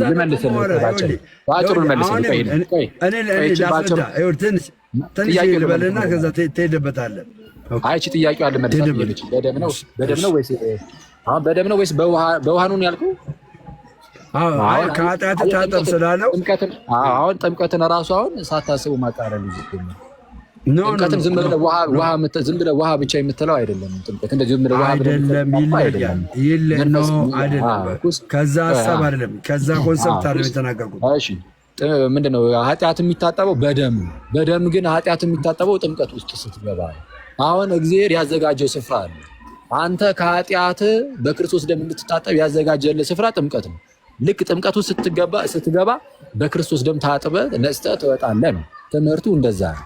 አይ ከጥምቀት በፊት ነው የኃጢአት ስርየት የማገኘው ካልክ፣ አንደኛ ይኸው ጳውሎስ ገና በኃጢአት ነበረ ሳይጠመቅ በፊት ቢያምንም እንኳን። ጳውሎስ ብቻ አይደለም ባይዘው ሐዋርያት ሥራ ምዕራፍ ላይ ፓፓ ምን አለ መሰለሽ፣ ስጋዬን የበላ ደሜን የጠጣ የዘላለም ሕይወት አለው ይላል እንዴ ዮሐንስ 6:54 ላይ። እዚህ ጋር ደም የሚል ደግሞ አለ። ደም የሚል አለ። ደም የሚል አለ። አሁን ደምና ውሃ ጥምቀቱ ለምሳሌ ጥምቀቱና ደሙ እዚህ ጋር ሁለት አይነት ነገር አለ አይደለ? አሁን ሁለት አይነት ነገር አለ። ደሙም አለ ውሃውም አለ። ይሄ ሰው የነጻው በደሙ ነው ወይ ደግሞ በጥምቀቱ ነው የነጻው? እንዳልኩ ነው። ይሄ የጥምቀቱ ሰዓት ነው። መንፈስ ቅዱስ አለ። መንፈስ ቅዱስ የክርስቶስን ሞትና ትንሣኤ ለአንተ የሚያደርግበት ስፍራ ጥምቀት ይባላል። ቅዱስ ቁርባን ደግሞ የምትበላው የምትመገበው ምግብ ነው። አንድ ሰው ይወለድና ማለት ነው። ይቅርታ በደንብ አድርጋችሁ ስሙኝ። አንድ የሚዩት አድርገው።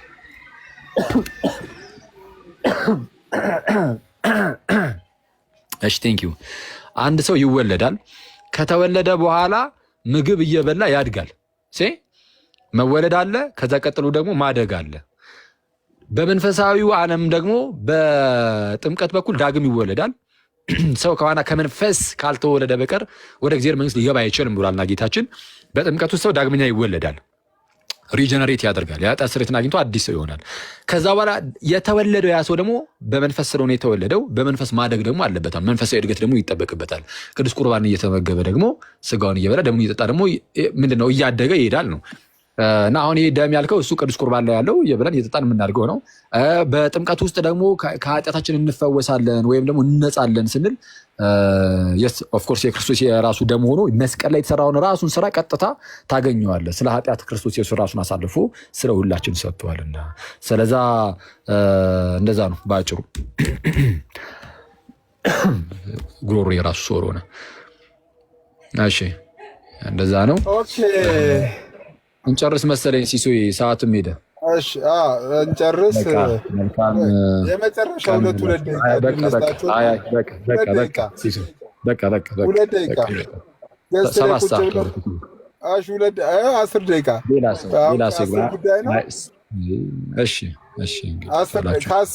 ሰዓት እንዘጋለን። እንደዚህ መቆየት አልነበረኝብኝም። አሁን መውጣት ነበረ ግን ጥያቄ ያለው ሰው ካለ ሸፍት ነው። እሺ ቀጥሉ። እናንተ ደግሞ ተነጋገሩ። ትንሿን ጠይቋት፣ እሷ ተመለሰላችሁ ያለች አንድ ሁለት ደቂቃ ለዚህ ድል ስጠውና፣ እሺ ፔትራ ትንሿን ይጠይቃል። ሰላም ብያለሁ። ሰዓት ወጣ። ሰላም ሁላችሁም። እንዴት ነች ትንሿ? አንቺ ጭራሽ እሷ ተመለስ ሲባል ስል ጭራሽ ልታስቆሚ ነው? አይ ሰላም ልበል ብዬ ነው። ሰላም ብያለሁ። ዘጋሽን እኮ ፎቶሽ ከወጣ በኋላ እኔም ልውረድ ብዬ እንዳላቋርጣችሁ ብዬ ነው እንጂ እኔም ልወርድ ነበረ። ኬፍ ብያችሁ ልውረድ። ኦኬ ደግሞ እንገናኛለን። እሺ ብሮስኪ። እሺ ለሲስ ነግሬዋለሁ።